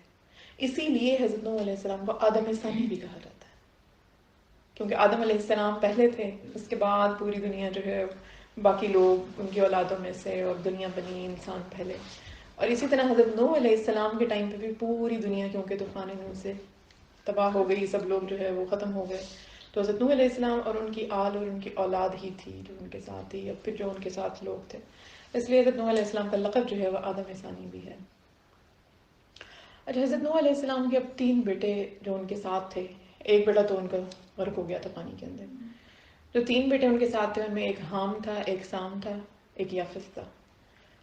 اب جو سام تھا جو بیٹا، اس سے عربوں کی نسل چلی، اور جو حام تھا اس سے یہ حبشیوں کی نسل چلی. تو سام سے جب عربوں کی نسل چلی تو وہ جتنے بھی عرب کے لوگ آہستہ آہستہ دنیا پھیلی. پھر اسی طرح سام کی اولاد میں سے، حام کی اولاد میں سے، یافس کی اولاد میں سے دنیا پھیلی، اولادیں ہوئی ان کی. کوئی کسی علاقے میں جا کے بسا، کوئی کسی علاقے میں جا کے بسا. جو سام کی اولاد کے عرب لوگ تھے ان کو کہتے تھے عرب عربہ، کیونکہ عربوں کو بھی 2 کیٹیگریز ہیں عربوں کی جن کو ڈیوائڈ کیا جاتا ہے 2 کیٹیگریز میں. ایک کو عرب عربہ کہتے ہیں اور ایک کو عرب مستعربہ. اور ان کی ڈویژن ہوتی ہے حضرت اسماعیل علیہ السلام سے، کیونکہ حضرت اسماعیل علیہ السلام کی جب پیدائش ہوئی تھی حضرت ابراہیم علیہ السلام سے، تو اسماعیل علیہ السلام عرب نہیں تھے، لیکن وہ اپنی والدہ ہاجرہ کے ساتھ ابراہیم علیہ السلام کے، اس دن ہم یاد کر رہے تھے کہ ان کی زوجہ کا کیا نام تھا جو میرے ذہن میں اس ٹائم نہیں آ رہا تھا. ان کی زوجہ کا نام تھا سارہ، جو اسحاق علیہ السلام کی والدہ تھی، اور جو ہاجرہ تھی وہ اسماعیل علیہ السلام کی والدہ تھی. السلام کو اس جگہ پہ چھوڑ کے آئے مکہ کی وادیوں میں، جہاں دیکھیں ہم صفا مروہ کی ہم دوڑ لگاتے ہیں جب ہم حرم میں جاتے ہیں، جب حج میں اور عمرہ میں. تو وہاں پہ جب ان کی والدہ کو اور اسماعیل علیہ السلام کو حضرت ابراہیم علیہ السلام جب چھوڑ کے آئے، میں لگا دیتی ہوں حضرت ہاجرہ کو اور حضرت اسماعیل کو چھوڑ کر آئے. 1 منٹ سوری میں چارجر رکھوں، کیونکہ سب سے پہلے جو ان کی زوجہ تھی وہ سارہ تھی، لیکن سارہ میں سے کوئی اولاد نہیں، بچے نہیں تھے. تو سارہ کے بعد انہوں نے جو نکاح کیا وہ بی بی اماں ہاجرہ سے کیا. تو اماں ہاجرہ سے جب انہوں نے نکاح کیا اور اسماعیل علیہ السلام کی پیدائش ہوئی تو ابراہیم علیہ السلام وہی